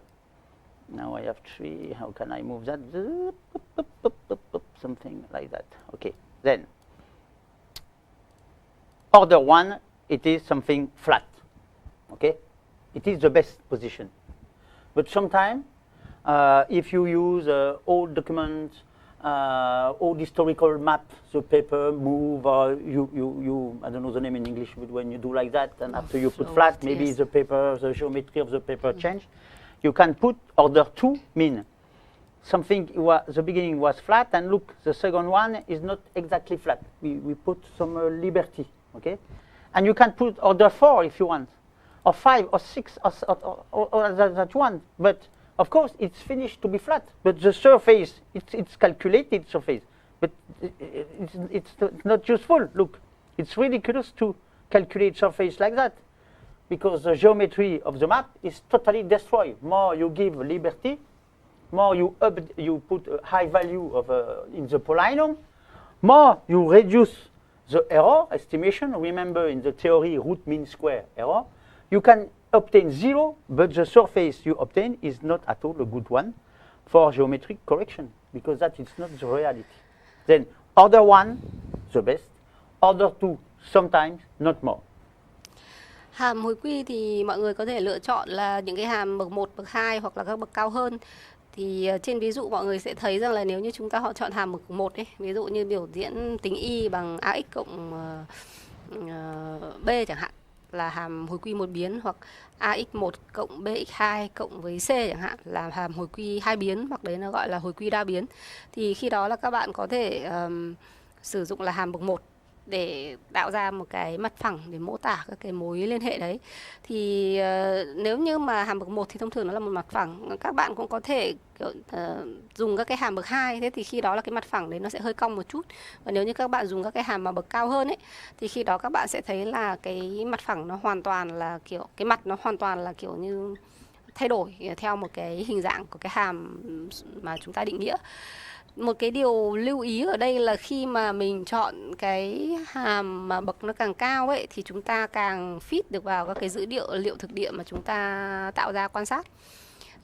Như vậy thì có nghĩa rằng là cái sai số tuyệt đối của nó có thể sẽ giảm. Nhưng mà trên thực tế thì khi mà chúng ta sử dụng hàm bậc cao ấy, thì chúng ta hoàn toàn mất đi cái mối liên hệ mà một cách tổng quát giữa các cái dữ liệu mà chúng ta thực địa xử lý với cả cái thực tế. Tức là chúng ta tối thiểu, nó gọi, hay có nói một cách khác, nó gọi là kiểu như overfit ấy.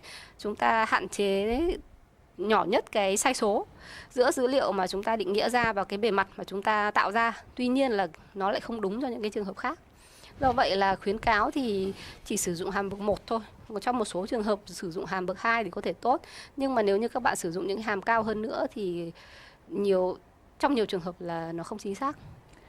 And we tried to find the solution to explain that correctly. A polynomial, what is it? Yeah, I think you know. Let me check. You know that. In 2 dimensions, you know what is a scatter plot. Then I put a scatter plot. What is it? X. Maybe that. Hey, come here. Tac. Okay. In that graph, I put row and y, row and x. Okay. Then we can see here that points are quite similar. That it's normal because I say it's quite the same geometry. And what you know, certainly, it is we can put a trend line, and we can have the equation and the degree of correspondence. We call that determination coefficient. Then it's an option of Excel. It's easy, and what we obtain, it is the line that have the best position between. It's not here. The best position between all points. Okay.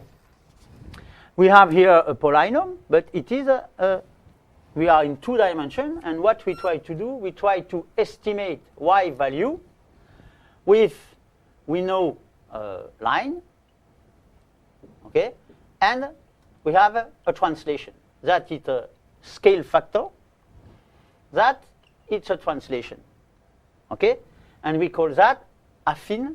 In English, I don't know, it's the same, no? Not that in French name. Okay, we call that order 1 equation. Okay? If you want to be more precise, we can ask, now I want to adjust something polynomial, I put order 2. Okay. Did I have the equation? And look, with order 2, now I have something at the beginning, I adjust a line like that, and this line is the best position, but I can adjust something like that. Okay, I put up the order of the equation, and the equation become it is A line plus A B line square plus translation. Okay? And that, finally, in 2 dimensions, gives something it's not a line. Okay? It's something rubber, I don't know the name. Curve, it's like a curve. But finally, here, what we have? We have one explained value and a line, and a second one. Okay? Now it's an equation with 2 terms. We try to explain why using 1 variable and 2 variables. In that specific example, the second variable, it is a square of the first one, because it's a specific example. But this is a multiple regression, because to explain 1, we use 2. And finally, what we want to do here, it's exactly the same. And what is curved here, you can imagine you have a 3rd dimension, line square, and y, okay? And what is like that in 2 dimensions, finally, is a train surface, order 1, in 3 dimensions. It is exactly what we try to do. Giáo sư thì đưa ra một cái ví dụ ấy, để mình có thể nhìn rõ hơn về cái việc là mình tạo ra các cái hàm hồi quy hoặc là bậc 1 hoặc bậc 2 ấy. Nếu như trong trường hợp mà chúng ta sẽ chỉ có kiểu như là 2 biến đường thẳng diễn tả tính một cái giá trị y bằng một cái giá trị là line chẳng hạn, thì cái hàm này nó là hàm bậc 1. Cái này là hệ số này, đây cộng với là epsilon là sai số hoặc là residual. Trong trường hợp mà nếu như mình muốn tính được cái giá trị y này từ mà dùng một cái hàm bậc 2 ấy, thì khi đó là ở đây mọi người sẽ thấy line là nó có một cái bậc 1, một cái bậc 2 và cộng với cái residual epsilon. Thì đây là cái trường hợp mà giả sử chúng ta sẽ chỉ tính y từ một cái giá trị x nhất định. Trong trường hợp ở bài toán của chúng ta thì nó sẽ là ở trường hợp này. Chúng ta muốn tính cái tọa độ x và tọa độ y là theo hàng cả cột. Thế thì khi đó là các bạn sẽ có thể tính được các cái giá trị này theo 2 cái biến là line và row. Thì tưởng tượng rằng là với mỗi một cái công thức này thì mình có thể ánh xạ xuống một cái biểu đồ, một cái hệ quy chiếu gọi là 3 chiều, đúng không? Một hàng hoặc một cột, và sau đó đây là giá trị x hoặc là y. Thế thì bằng cái việc xây dựng cái hàm này thì là tương ứng với cái việc các bạn tạo ra một cái bề mặt gọi là trend surface. Nếu mà bậc 1 thì nó hoàn toàn phẳng, còn bậc 2 hoặc là các bậc cao hơn thì nó sẽ có sự uốn cong nhất định.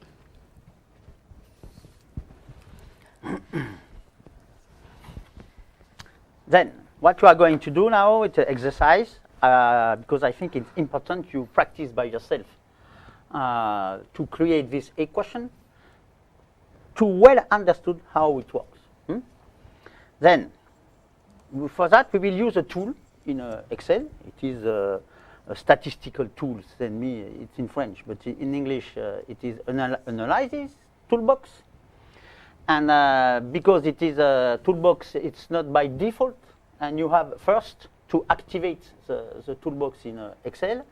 And after that, you can access to the function of regression tools in Excel. Then to activate, you go in File, Option, and Complement, plugin. I think it's plugin. And in plugin, you choose here, you have somewhere, analysis tool pack, okay? And then you go, you choose Go, and you can decide which kind of option you want. Then for us, it's analysis tool pack. Then you validate that. And when you validate that, if you go to data now, you have a new tool here, analysis tool packs, and that new tool offers few statistical analyses. And which one solution is linear regression. Okay, and we will use that because it's very classical tool. We will use that to create by ourselves the equation, and after we will go in a specific tool for remote sensing. But I want we do by ourselves to well understand how it works. Thì đầu tiên chúng ta sẽ thực hành ở trên file Excel trước để chúng ta hiểu được cái bản chất là chúng ta tạo ra một cái hàm hồi quy mô tả cái mối liên hệ giữa cái tọa độ chúng ta cần tính với cả các cái tọa độ hàng cột như nào. Thì để có thể tạo được cái hàm hồi quy này thì các bạn sẽ phải cài đặt thêm một cái phần nó gọi là plugin. Cái plugin đấy nó là Analytics Toolbox. Thì giống như giáo sư đã lựa chọn, mình sẽ add thêm một số các cái plugin để nó hỗ trợ cái việc là mình phân tích thống kê trên các cái dãy dữ liệu của Excel. Sau đó thì chúng ta sẽ xử lý cái chúng ta sẽ dùng Excel để tính toán ra các cái hàm này, và sau đấy thì chúng ta có thể chuyển sang cái việc là dùng một cái công cụ mà nó gọi là chuyên nghiệp hơn để có thể là tính toán nó nhanh hơn. Nhưng mà bằng cái cách sử dụng Excel thì các bạn sẽ hiểu được cái bản chất của cái vấn đề nó là như nào. And remember, I asked you before here, first we have to collect the coordinates, line and row, and x and y of a ground control point. Of course, you have this collection. You do the job, okay? Then imagine we do the job, and we have here my example. I will copy in a new sheet. Like it will be more easy. You have this file. You select how many I have? 29 ground control points, and I check line row in Photoshop and XY in Google Earth. Okay? And now I go to data, I activate analysis toolpacks, and I choose linear regression. I have a new window. I can select what is the value I want estimate. Then I want estimate x value, and which other values I use to estimate x. It's line and row.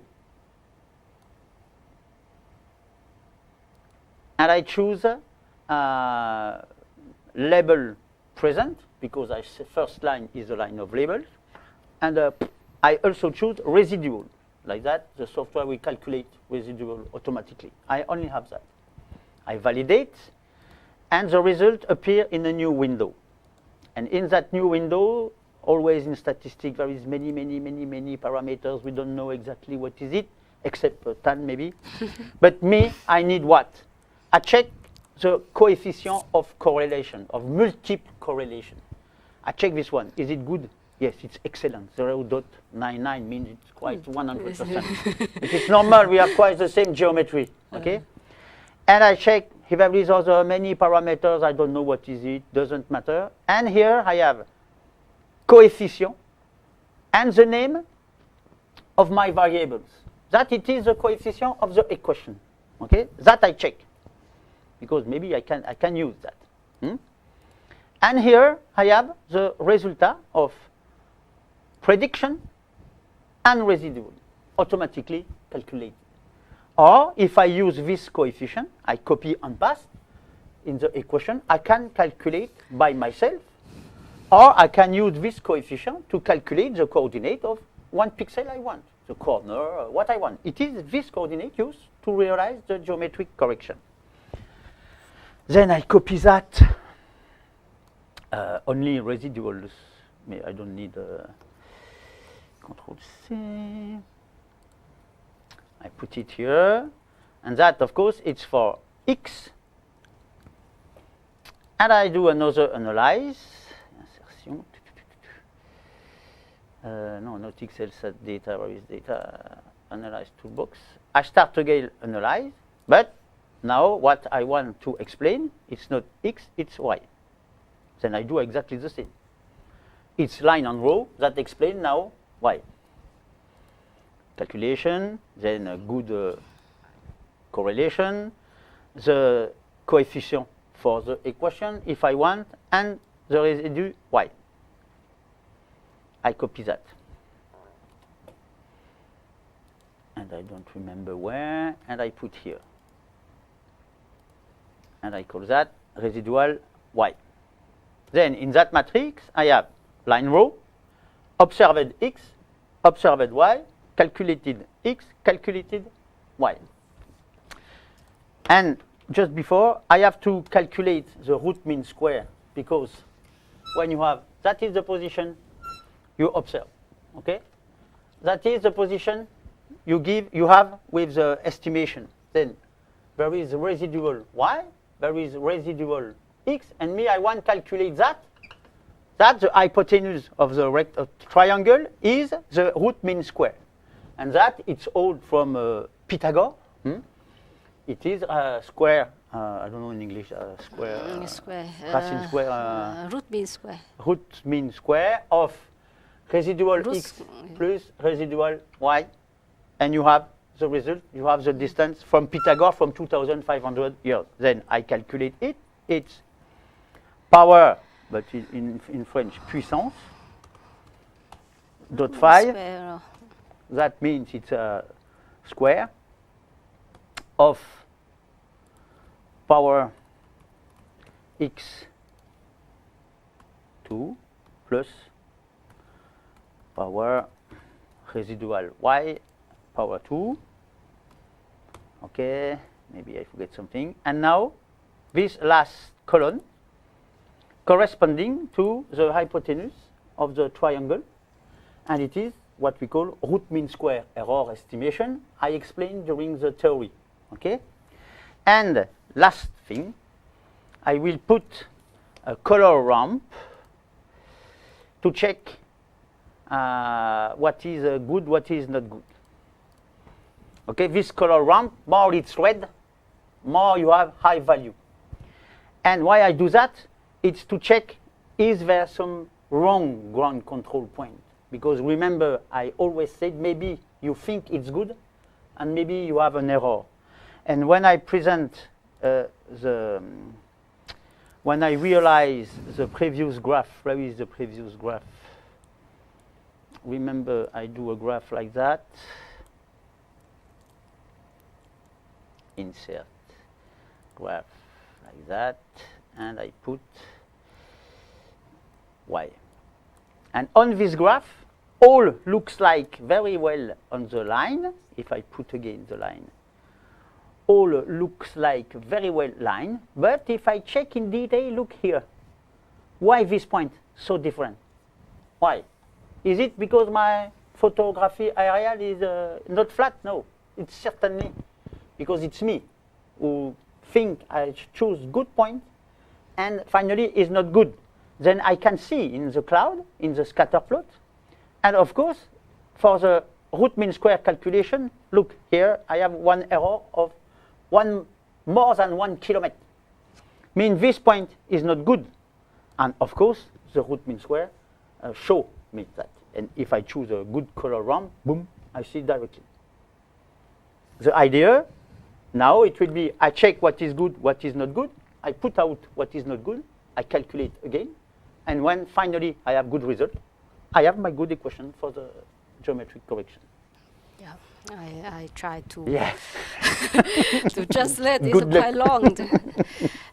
Có một điều mà chúng ta cần phải lưu ý ấy, tức là mình biết rằng là khi mà đầu tiên mình sẽ phải thu thập là các cái điểm ground control point với mỗi một điểm. Maybe let's Which one you want? The previous one. This one? This one. Yes.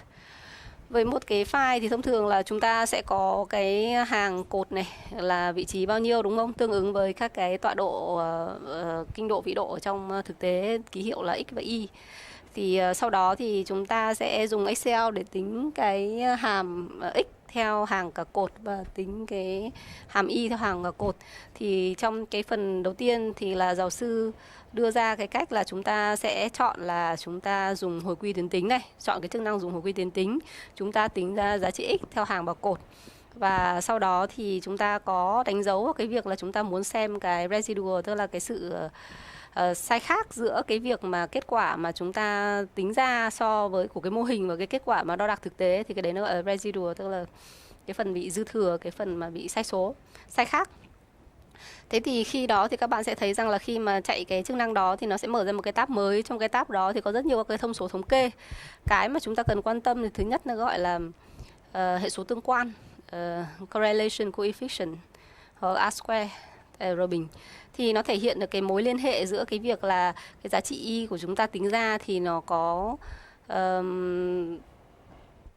gọi là tương quan gì so với các cái giá trị trong thực tế, tức là nó có mối liên hệ, ví dụ là 1 thì là tốt và tương quan là theo chiều thuận, còn -1 thì là cũng là tốt mà tương quan theo chiều nghịch, còn càng gần về 0 thì hầu như là nó không có mối liên hệ gì cả.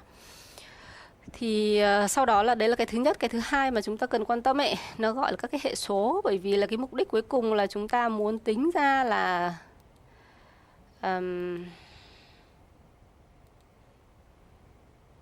cái mục đích cuối cùng mà chúng ta muốn tính ra là cái một cái hàm, đúng không? Có là ví dụ như là tính từ a nhân với line cộng với b nhân với row và cộng với epsilon, thì cái này nó gọi là hệ số a, b, cái epsilon nó gọi là hệ số. Thế thì khi đó là mình sẽ phải xác định cái hệ số đấy là như nào. Và cái việc này thì được áp dụng tương tự cho cái việc xây dựng cái hàm y tính theo hàng cả cột. Sau đó thì là giáo sư copy hai cái residual theo x và theo y vào cùng cái slide này, mọi người nhìn thấy đúng không? Thế nhưng mà bởi vì là cái size khác ấy, của một cái điểm mà mình đo thực tế trên xy và một cái hàng cột ấy, thì khi đó là chúng ta có thể tính bằng cái công thức mà sai số gọi là bình phương có khai căn ấy. Thì khi đó là chúng ta sẽ có một cái hàng nó gọi là root mean square error, lỗi sai số tuyệt đối. Thế thì nó có một cái việc là tại sao mà chúng ta cần phải tính cái sai số như này. Bởi vì nếu mà nhìn vào đây ấy, thì mọi người sẽ thấy rằng một số các cái điểm ấy là nó có sai số rất là nhỏ so với cái giá trị đo đạc. Sai số có nghĩa là như nào? Sai số là cái giá trị mà bạn tính ra bằng cái hàm đấy so với cái giá trị mà thực tế. Ví dụ như tọa độ xy mình tính ra bằng cái hàm đấy so với cái giá trị xy trên thực tế thì nó sẽ sai khác nhau bao nhiêu. Thì sai số mà nó càng nhỏ thì chứng tỏ là cái hàm của chúng ta nó càng tốt, nó tính ra gần đúng với thực tế. Nhưng mà tuy nhiên là trong cái danh sách này thì mọi người sẽ thấy rằng là có một điểm là cái sai số của nó là lớn hơn hẳn so với các cái điểm khác. Cái điểm đó là tương ứng với cái màu đỏ ở trên cái màn hình. Thì với cái điểm này ấy, thì nó sẽ gọi là cái điểm gọi là bất thường, hoặc là gọi điểm ngoại lai, outlier. Thì tại sao lại có cái ngoại lai này? Có thể là trong trường hợp ví dụ như là khi mà các bạn quan sát ở vùng núi thì nó có cái sự sai khác giữa cái độ cao, nhưng mà ở đây thì rõ ràng là mình tính ở đồng bằng rồi. Thế thì vấn đề nó sẽ là khi mà các bạn lấy các cái điểm chốt ấy, thì có thể là có cái sự không đồng nhất. Nó không phải là cùng một điểm giữa cái điểm bạn xác định trên ảnh và cái tọa độ thực tế, do vậy là nó dẫn đến cái sai khác này. Thế thì bằng cái việc là mình tính các cái sai số tuyệt đối như này ấy, mình có thể xác định được xem là cái điểm nào nó là điểm ngoại lai, và trong trường hợp như này thì cái điểm đấy thì cần phải loại bỏ. Bởi vì nếu như mà chúng ta sử dụng cái điểm đấy trong cái việc là chúng ta tạo ra mô hình hoặc là chúng ta tạo ra các cái mặt phẳng để chúng ta tính toán các cái tọa độ thực tế từ những cái tọa độ từ hàng và cột ấy, thì nó sẽ dẫn đến cái việc là tức là chúng ta dùng một cái tập dữ liệu nó không chính xác để xây dựng mô hình. Thế thì do vậy là trong trường hợp này sử dụng cái cách mà mình tính các cái sai số tuyệt đối này, chúng ta có thể bỏ những cái điểm ngoại lai, và sau khi bỏ đi thì chúng ta lại áp dụng cái phương pháp tương tự như vậy và có được một cái hàm nó tốt hơn để nó biểu diễn được cái mối liên hệ này. Then, this one not good. Then what can I do? I can put it out. I put it here, and I do like that. Then I will realize new analysis without this point. It's why I put in last line that I should go to data, analysis, okay, and then I will choose x to estimate, but not the last. Always using line on row, but not the last, because I put in last position the bad one. I calculate, I copy y residual, I passed here, like that, then it's new x, and I do the same at new for y. Then data utilitaire, same. Now I want to estimate y, but without the last one. Always line on row, I don't change, and I copy residual. Tac. I put here only value. I copy the function of what you have. Why? What's the matter? Why I can't use my Excel is I don't know, maybe let me see. no, we can't select But we can copy. yes, we can put But no. no, all, yeah, okay. Stupid Excel sometimes good, sometimes stupid. Okay, now I can. Okay, then, of course, this one, no need. I calculate that new. I don't use this point because it is a bad point, wrong point. And I check, clack, clack, clack, clack, it looks like better, except one. But this one still not good, okay? Then I can put it out and start again until I obtain the good result. It's why it's better to have 20, 25 points, because even if you take very care, and we will see after, sometimes you think it's a good position, but it looks like similar, but it's not the good position. Then it's easy to do that. And if I want just a non-linear equation, remember order 2, a polynomial order 2, the equation is easy also. We want estimate x, that's always the same, but we use A1 line than before, plus A2 row, that is the same than before, plus A3 line square, plus A4 row square, plus A5 line row, plus translation, okay?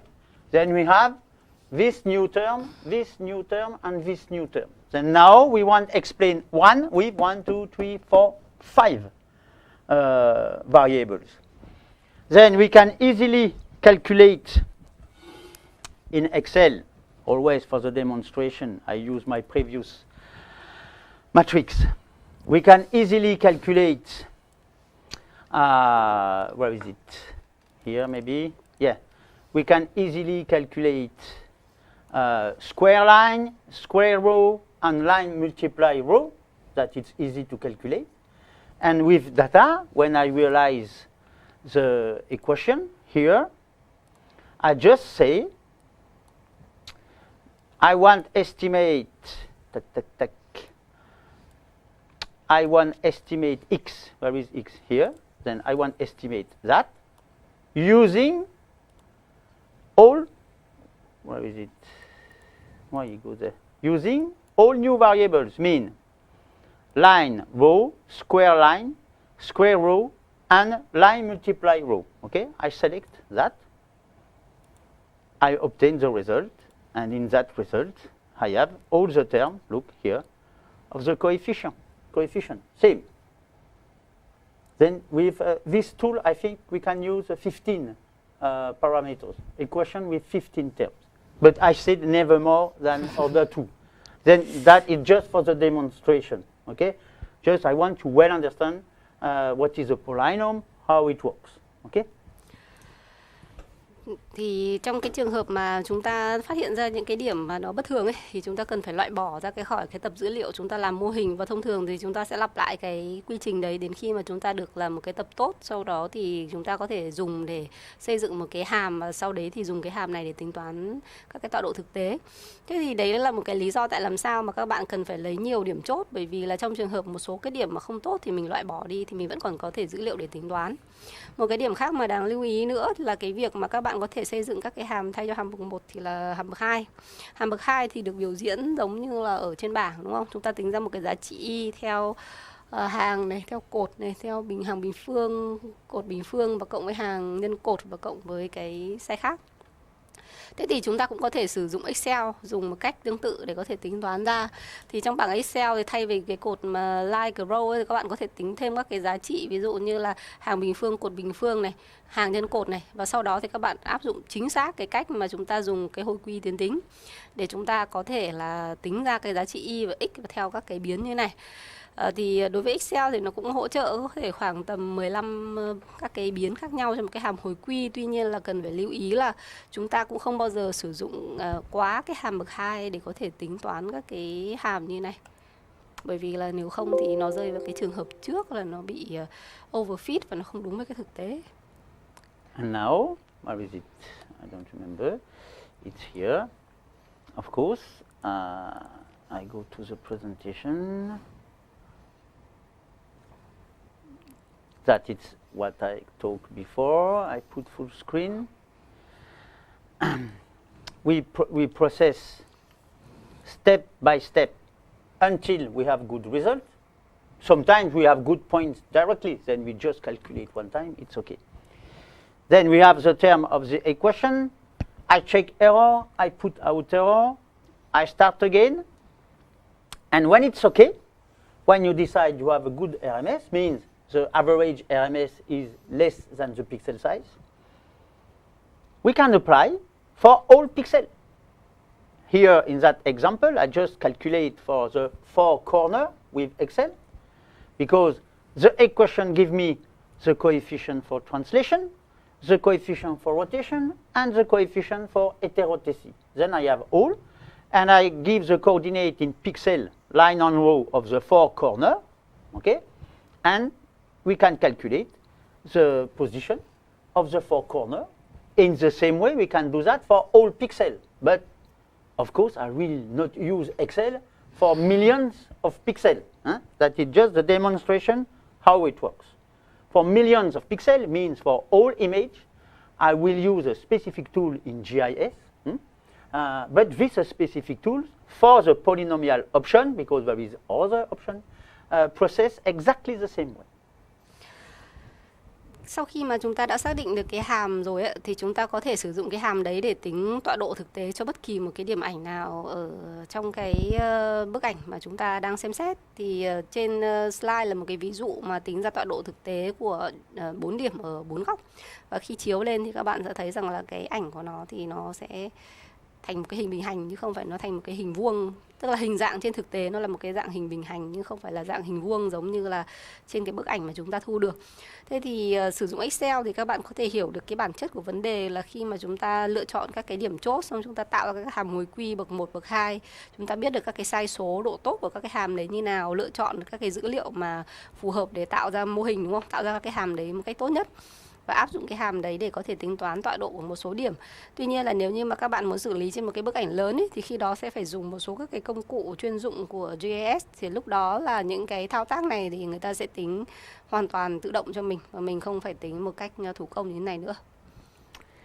And to do that, we will use first quantum GIS, quantum GIS. You still install it for previous exercise, and we have to activate an extension, a plugin, and this plugin is a georeferencing JDAL plugin. JDAL is a very common library of geographical process, very used in people who work in geomatic, and then you can use in a way of a Windows, a graphic unit interface, or you can use line of command if you know in a code if you need.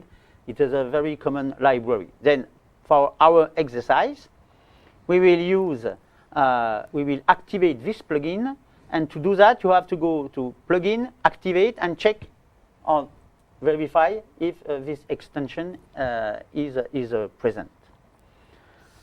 Thì để làm được cái điều đấy thì các bạn có thể sử dụng cái Quantum GIS, mà cái này cũng là phần mềm mã nguồn mở.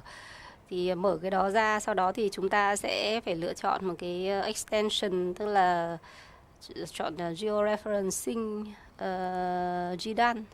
GDAN thì nó là một cái thư viện rất là phổ biến và nổi tiếng của cái việc xử lý cái ảnh viễn thám. Thì chúng ta bật cái chức năng này lên để chúng ta có thể là dùng các cái chức năng hỗ trợ cho cái bức ảnh mà chúng ta muốn xử lý sau này. Then you go plug in, you check, or no, me it's still checking, okay? Then this extension is here. And to activate it, then for this exercise, remember I open first the UTM and I have the mosaic here. Maybe I can take point here or I can take as I want. Then GDAL georeferencing appear in raster menu. Okay, then you activate, and when you activate raster menu, it opens a window, and in that new window, we will put the image I want modify the geometry. I will put the aerial photo, historical photo, means it's Hanoi, 1952 Hanoi image. Then this image, it's a historical photography from 1952. I think it's French archive. And it is this image I want change the geometry to transform in UTM area 48. Then I open the window GDAL georeferencing, and I will work now in that windows. And in that windows, you have some specific menu. You have the georeferencing function you want to choose. You have to give parameters because there is many solutions. For our example, we will choose polynomial, or we will choose polynomial. After that, you have to give some option of output. Do you want to create a Word file? Do you want 1 pixel transparency? The 0 value, do you want transparency? You also have option of compression, if you want. Resampling function. Remember resampling I asked during the lecture, the theoretical lecture. If your image is like that at the beginning, okay, means that is the grid of your image. And it's the grid of the file. They are all correctly. But imagine now you have something like that. It is your landscape, that. Okay, why not? It's my landscape. And function I want is just a rotation of 45 degrees. Okay? Mean the landscape become that. Okay? I just do that. It's not like that. It's like that. I just do that. But for the file, for the image file, pixel is still like that.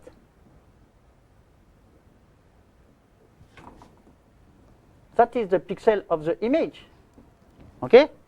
Then the question is how I calculate value in the pixel of the image regarding the change of the landscape. What is the solution? How I calculate that?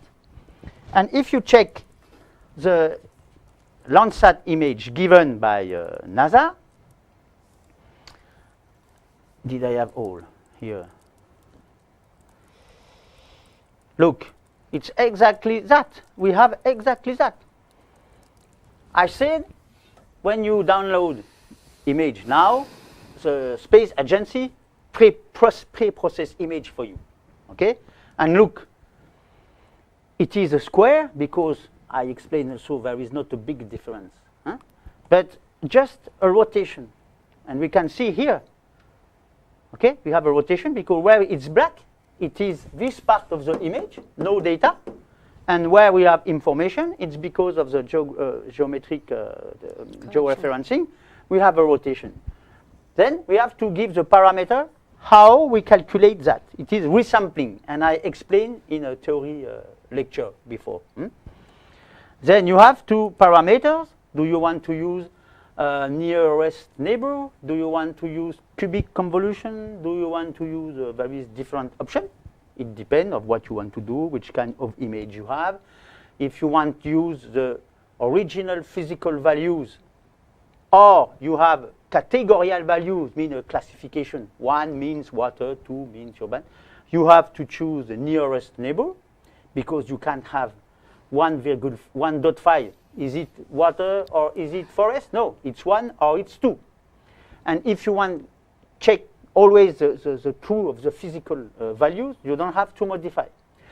But in another case, you want a very precise and nice image. You use cubic convolution or spline because it smooths a little the values and it's more nice to see. It depends on what you want to do with your image, but it's option to given. And also you have to precise which CRS, coordinate reference system you want output. Means what is the characteristic of the map. For us, it will be, we will choose, in the collection of possibilities, we will choose projected map, universal transverse Mercator, and in universal transverse Mercator, we will choose WGS 84, area 48, means which one we use with Google Earth on Vietnam. All that you have to give before to process the georeferencing. Thì có 3 thứ mà mọi người cần phải lưu ý khi bắt đầu sử dụng cái phần mềm này để mình có thể là mình nắn chỉnh hình học và gắn các cái thông số về địa lý cho một cái bức ảnh mà mình muốn xử lý. Đầu tiên là mở ra, sau đó thì mình tạo ra cái bật cái extension về cái georeferencing lên. Sau đó thì chọn cái chức năng raster của nó thì nó sẽ có một số các cái thông số mà mọi người cần phải lưu ý để đưa vào. Thứ nhất là về các cái kỹ năng mà nó gọi là cái how to turn on the point. To enlarge what? The point. I want to. You want what? I want to enlarge. Okay. Then is the point. Thứ nhất là mình sẽ chọn phải các cái chức năng để gọi là để tham chiếu địa lý, thì giống như là lúc nãy tính, nó chính là cái việc là mình chỉ ra là cái việc là mình tính cái hàm mà tọa độ thực tế x và y theo hàng cả cột ấy là theo hàm hồi quy bậc mấy, hoặc là bậc 1, bậc 2 là hàm tuyến tính hay là hàm số mũ. Thì ở đây là như giáo sư gợi ý thì chúng ta sẽ chỉ lựa chọn các cái hàm đa thức bậc 1 và cùng lắm là bậc 2 thôi. Còn một cái lớp tham số khác mà chúng ta cũng cần phải lưu ý để đưa vào, nó là cái gọi là các tham số về tái tạo mẫu, gọi là resampling. Thế thì tái tạo mẫu nó là cái gì? Mọi người thì có thể nhìn thấy ở trên bảng ở đây. Ví dụ như là trên cái bức ảnh thì chúng ta sẽ có thu được dữ liệu là các cái điểm ảnh. Thế thì trong một số các cái trường hợp, ví dụ đây là hình ảnh trên thực tế này, thì giả sử là trên thực tế nó sẽ có một cái pattern như thế này. Thế thì khi mà chúng ta tiến hành cái vấn đề nắn chỉnh hình học ấy, thì nó sẽ dẫn đến cái việc là cái ảnh của các bạn nó sẽ bị xoay một cái khoảng nhất định như này. Xoay một cái ảnh nhất định như này thì về cơ bản là cái mẫu, cái pattern nó vẫn giữ. Tuy nhiên là trên các cái hệ thống mà chúng ta lưu trữ thì khi đó một cái bức ảnh của chúng ta vẫn là ở dạng hình vuông như này. Thế thì khi đó thì chúng ta bao giờ cũng phải xác định lại giá trị của các cái điểm ảnh này nó là bao nhiêu, đúng không? Thế thì cái kỹ thuật mà xác định giá trị của các cái điểm ảnh này là bao nhiêu thì nó gọi là resampling hoặc là tái tạo mẫu. Thì nó có một số các cái kỹ thuật khác nhau để có thể là xác định xem là tại một cái điểm như này thì cái giá trị của nó là bao nhiêu. Thì nó sẽ phụ thuộc vào một số các cái hàm, ví dụ đã trình bày trong cái phần lý thuyết. Ví dụ như các bạn có thể chọn là láng giềng gần nhất, tức là cái giá trị của cái này nó sẽ phụ thuộc, nó sẽ lấy cái điểm mà trên cái ảnh này có cái giá trị, có tọa độ gần nhất so với cái điểm mà chúng ta đang xét. Thế thì cái điểm mà chúng ta đang xét là cái điểm này chẳng hạn, thì nó sẽ có một số cái quy ước, một số cái hệ thống thì nó quy ước là cái điểm chốt là ở đây. Một số hệ thống thì nó quy ước điểm chốt nó là cái tọa độ của nó là ở giữa cái điểm ảnh. Thế thì do vậy là chúng ta cần phải biết được xem là cái cách mà mình gọi là tổ chức dữ liệu là mình quy ước như thế nào, và sau đó thì chọn một số các cái kỹ thuật là mình muốn tái tạo mẫu thì mình sẽ lấy theo cái phương pháp gì để mình điền giá trị cho các cái ô đó. Và một cái lớp thứ ba nữa là liên quan đến cái việc là các bạn sẽ phải tính cái gọi là chọn cái hệ quy chiếu. Hệ quy chiếu thì nó sẽ liên quan đến cái việc là bạn ở đây là ví dụ như giả sử chúng ta muốn là chuyển về cái hệ chiếu là UTM, đúng không? Và theo cái WGS 84 và vùng là vùng 48 North là vùng Hà Nội. Bởi vì chúng ta đang xử lý ảnh dữ liệu trên vùng Hà Nội mà. Thế thì do vậy là mình sẽ phải chọn thêm các cái thông số này nữa và bắt đầu mới tiến hành áp dụng các cái kỹ thuật để nắn chỉnh hình học và gán các cái thông tin về vị trí tọa độ cho cái bức ảnh mà chúng ta đang xem xét. And you will see, we will have a interface very useful. It will be more easy to check and check point, to put out, to rename, to modify, to choose the order of the polynomial and so on. We are in a good interface to do that, but the calculation is the same as shown before with Excel. Then let's go. And let's go Quantum GIS. Then previously I opened this project. I have one thematic mapper, 30 meters imagery, and I have here a few centimeters imagery. Okay, and what I want now it is to create a good geometry for these historical maps. Okay, and look, this historical map we recognize West Lake. Here it is easy to recognize West Lake. The problem is because it's aerial photo, the north is not to the north, and maybe the scale is not the good scale, and maybe we have to modify a little the shape. It is what we are going to do with georeferencing. And then to do that, I have to create the famous collection of points. Then let's go. Certainly, in 1952, some element of landscape still the same today. Not all, but some still the same today. Then this one, I don't know the name, but you know, Tan. There is a temple here. Here we have a Hanoi Club Hotel, and the big West Lake, the small lake, with the famous street lock because of coronavirus here. Okay. Yeah, so we have the. And here we have temple. You know where is it? Yeah, I know that is the Chukbak Lake and the West Lake. Okay, and West we Lake. have the road and we have the temple, the name Okay, temple. and here we have sure. now it's Ho Chi Minh place and a government palace and so on. Okay, then this point here, it exists in 1952, still exists today. Then for me, this point, it can be a good one. Then I can here choose some elements. I can create control point, delete control point, move control point. Then what I want to do first is to create. Then I choose this tool. I go here, I check maybe, tack. I click here, I click that position, and the system asks me, okay, I identify line row. Now, what is the X and Y coordinate? Two options.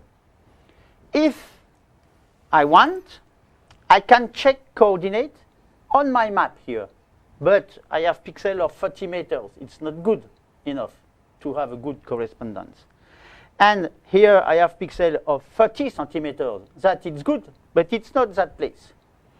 Then what I am going to do, I am going to Google Earth, and I will check coordinate here in Google Earth, because it's UTM. Then I go to the good place, It will be somewhere here. It's not easy to see, right? Because it looks a little dark. Yeah. It's here. You estimate approximately the same position because 50 years before you can do the best. And then you copy coordinate here. Where is quantum? Here. You copy and paste coordinate X here. And where is the windows of coordinate? No, I am not in the good windows. Too much windows. Now Y.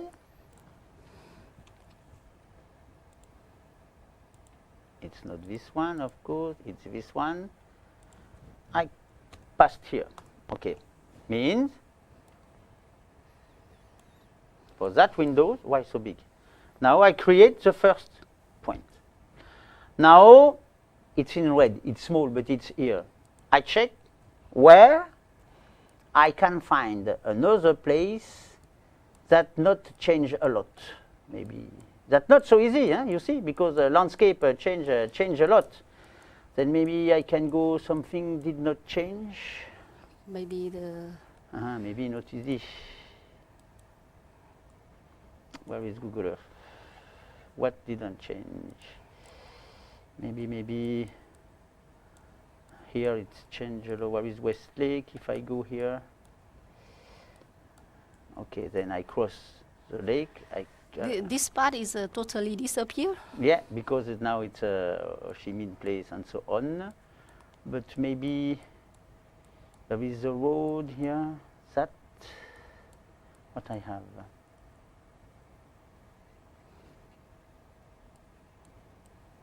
So many things change in Hanoi. Did I have the bridge? This bridge. This bridge maybe.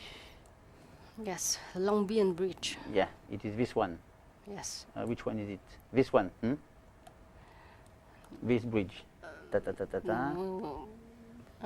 Please check, because now there's many bridge, but in the past there's maybe only one. Yes, but I think it's this one. Look. No. Oh, no. No. It is. Go up, please. I didn't have. Look. No. That it's a new bridge here for the airport. I think maybe this. No. Look. We have the West Lake here. Okay. The bridge you spoke about is here. Does this not exist? Okay. So go back, please. Well, then we have this one, Yes. and I think this one is That's one. yeah, that one. Yes. But we don't have the same level of water. Okay. Yes. Then we have that bridge, and can we find something? Don't change. My God, so difficult. Okay, we will take something here. Maybe we have the airport here, the old airport before the new one, and now you still have. Look here. Okay. Or we can try the finish point of the bridge. Okay, we will choose many because the north is not to the north and so on. Then one image is like that, the other image is like that. It's not so easy to check. Then I will not take 20 points. I will just take a few to show you, and you will have an exercise to do more points. Then this bridge is here. Okay. I think we will choose approximatively for this exercise. We are here. The start or the end point? That Maybe. end point here, and I go end point here. I see it's here. Not bad. Not bad. Because we have to go fast for the exercise. But when you Yes. do that at home, you take your time to be precise. And with historical document, it's not so easy to be precise. We try to do the best, of course. Okay, 2 points. Now I will check another point, maybe. Here, I have one here, I have one here. It's the same line, it's not the good position in the image. Can I find the one somewhere? Maybe Hoàn Kiếm Lake. This lake. Hoàn Kiếm Lake. This island here. Yeah. Hoàn Kiếm Lake and some. Okay, still the same in 1952 than today. Up, but where is it? Because the north, it's the north. Tack. Yes. Okay, and I have it here. Yes. Let's put in the middle. Then we have to check to find similar point with 50 years of difference in a city where all change so fast.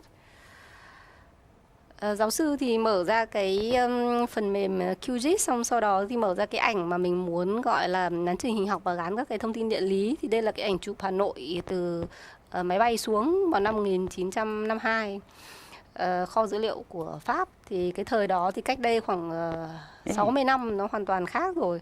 Thế thì cái việc mà chúng ta làm thì đầu tiên là chúng ta mở ra bằng QGIS này, sau đó là chúng ta sẽ tìm tạo ra các cái điểm gọi là Ground Control Point, GCP, các điểm chốt để chúng ta sau này có thể sử dụng để xây dựng các cái hàm hồi quy tính toán tọa độ. Thế thì để xác định cái GCP ấy, thì các cái thao tác trên QGIS thì nó khá là đơn giản, nhưng cái khó khăn ấy là các bạn sẽ phải tìm được một cái điểm sao cho nó khớp chính xác giữa cái ảnh mà chúng ta đang xem xét 60 năm trước với cả cái vị trí mà bây giờ trên cái Google Earth ấy, để chúng ta xác định tọa độ. Thì một số các cái kỹ thuật là các bạn sẽ phải xem là những cái điểm nào ấy nó ít thay đổi nhất và mình vẫn có thể nhận dạng ra nhất, thì để từ đó là mình xác định được các cái cặp mà ghép nối cho nó chính xác ấy. Thì cái bước đầu tiên là giáo sư dùng cái chỗ mà đường giữa Hồ Trúc Bạch và Hồ Tây hình như là đường Thanh Niên, đúng không? Có chùa Trấn Vũ hay sao ấy, mình cũng không rõ. Thì khi đó lấy đấy là một cái điểm chốt, bởi vì là từ trước đến nay thì nó không thay đổi. Một cái điểm thứ hai là cái cầu Long Biên thì tại thời điểm đó và cái bây giờ thì cũng không có gì thay đổi, nhưng mà cái cầu Long Biên của mình rất là dài, ở cái vị trí nào thì cũng cần phải xem xét một cách kỹ càng. Hoặc là một cái ví dụ thứ ba, điểm thứ ba là chúng ta lấy tháp rùa ở giữa Hồ Gươm. Tháp rùa Hồ Gươm thì về cơ bản là nó cũng khá là giống nhau. Thế thì các bạn sẽ phải lấy một tập các cái điểm đó, mà thông thường thì khoảng 25-30 điểm gì đó, thì để đủ cái số lượng điểm để các bạn tạo được ra một cái mô hình chuyển đổi cho nó tốt. Thì giáo sư có làm một số các cái ví dụ ở trên này, còn sau đó thì các bạn bài tập về nhà thì sẽ gọi là thao tác trên cái bức ảnh được đưa, được cung cấp này, và sau đó là tạo ra các cái điểm ground control point theo cái cách quan sát của các bạn, để mình có thể áp dụng các cái hàm để xây dựng các cái hàm gọi là ánh xạ sau này. Not easy. Yeah, but that's you just make an example and then Yeah. the student do the exercise. I don't want to spend one hour Yeah. to check point. Okay, then I take only 3. Yes. Normally we have to check more, but for the exercise, it's not fun to see me choose point. I just want to show you. Then now I go to parameters.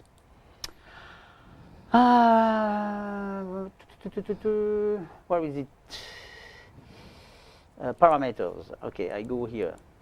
Then I choose polynomial order 1. You see here I can choose very easily different system. I choose polynomial order 1. The method of resampling method, cubic convolution. The output coordinate reference system WGS-ATM48, it's okay. I want to save the control point in a text file. I want to use 0 value like transparency. And it's me who choose the pixel size. I want 50 centimeters of pixel size.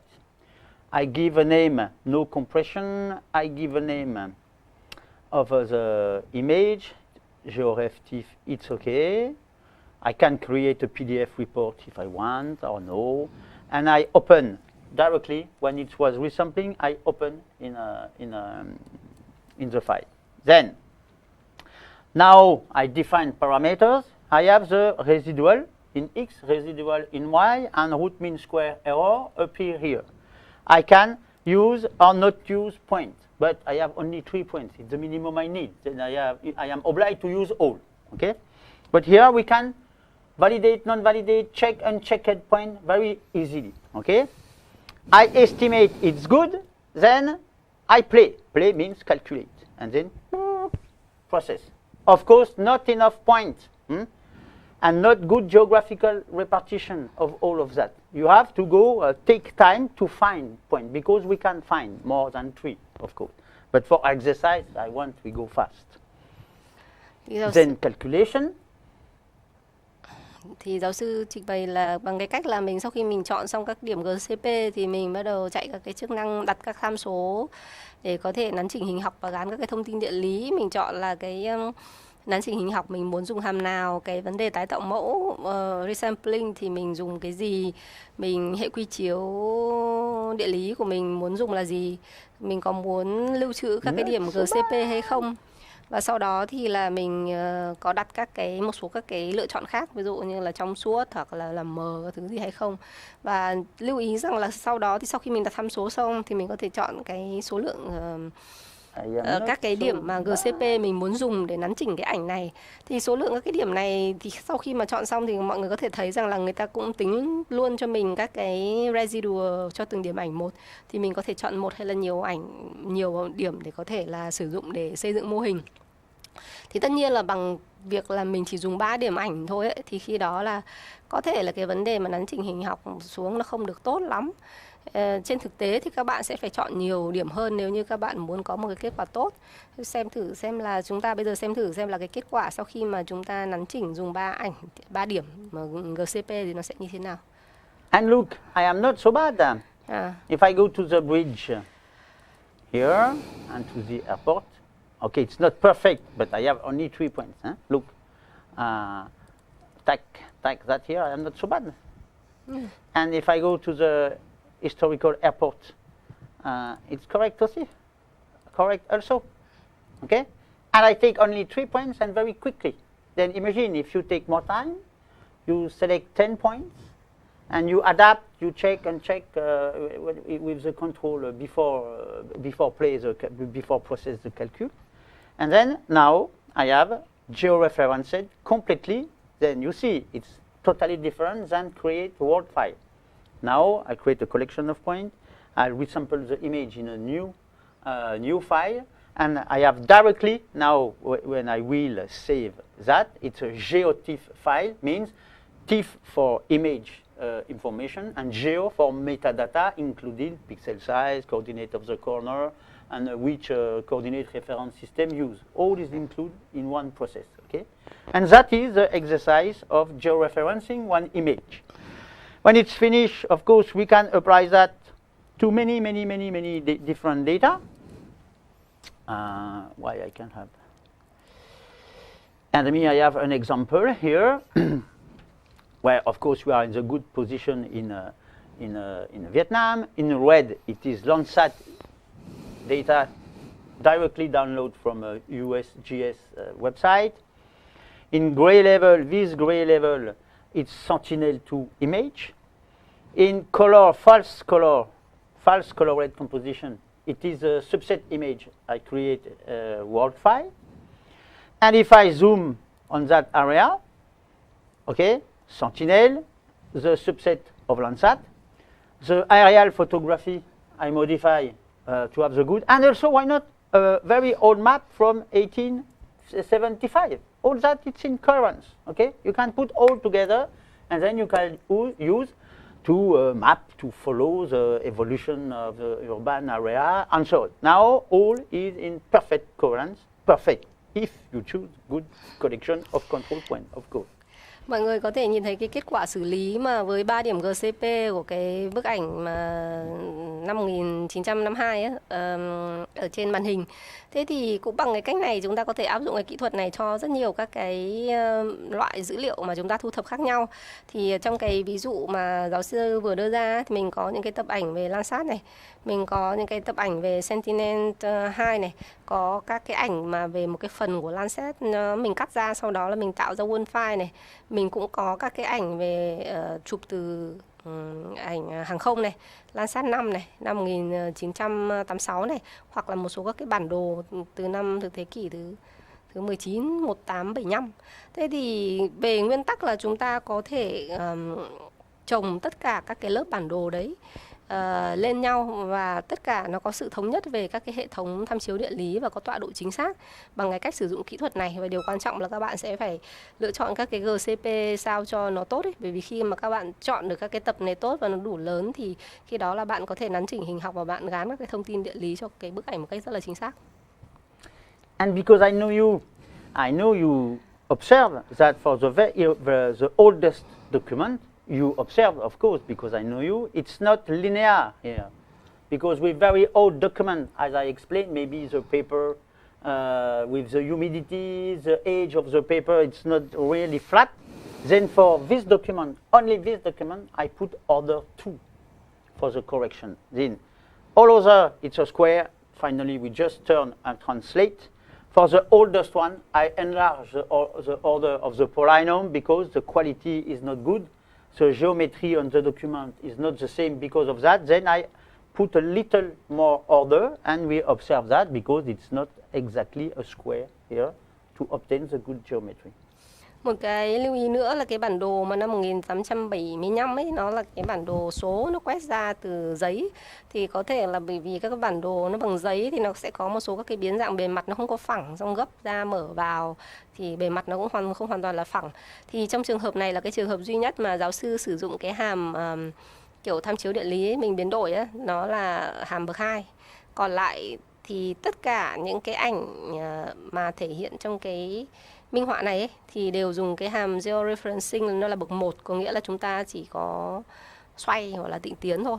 Trong khi đó thì đối với cái hàm bậc 2 là chúng ta tịnh tiến, chúng ta xoay và chúng ta có cái sự định nghĩa về một cái khoảng biến dạng nhất định. Thế thì do vậy là các bạn có thể nhìn thấy là cái bản đồ năm 1875 ở trên cái hệ quy chiếu này là hình dáng nó hơi khác, mà nó không có phải là hình vuông.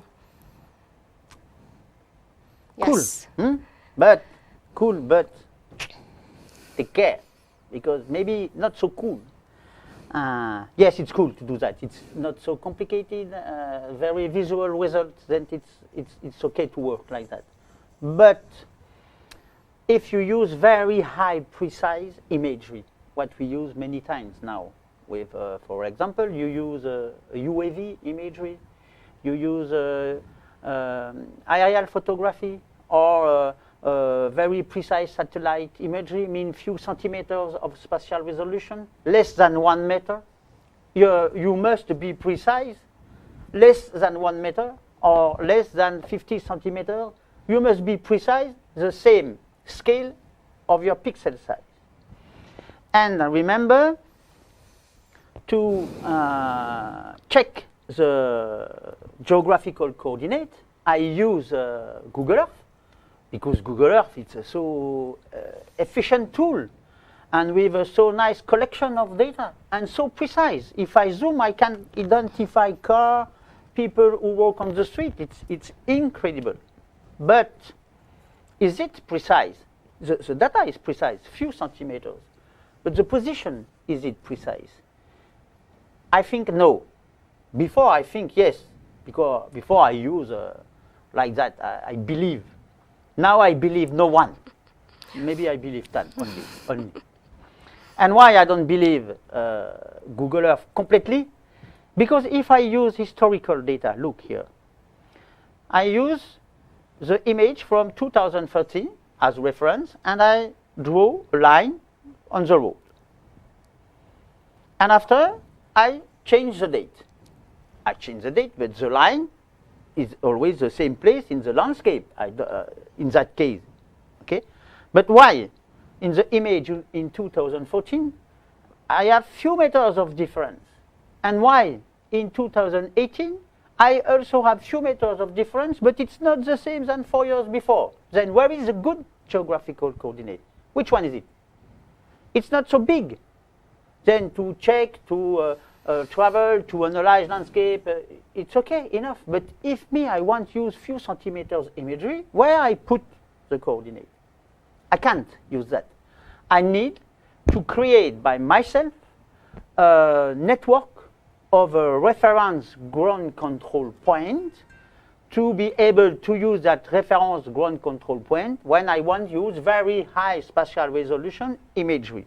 And to do that, in next lessons and exercise, I will explain you that we can use GNSS. It's the new name of GPS. GPS is Global Positioning System. Now we call GNSS mean Global Navigation Satellite System, because now there is few satellite constellation from the Chinese, from Europe, from Russia, from US, from Israel, from Japanese. Then we have, they invent a generic name. GPS is for USA system. And in the next lessons, I will explain you how we can use a specific GPS, not which one we have with our smartphone, to calculate very precise coordinate, few centimeters, and define the kind of network of a target of ground control point we can use when we need to have very precise geometry for UAV, for example, imagery.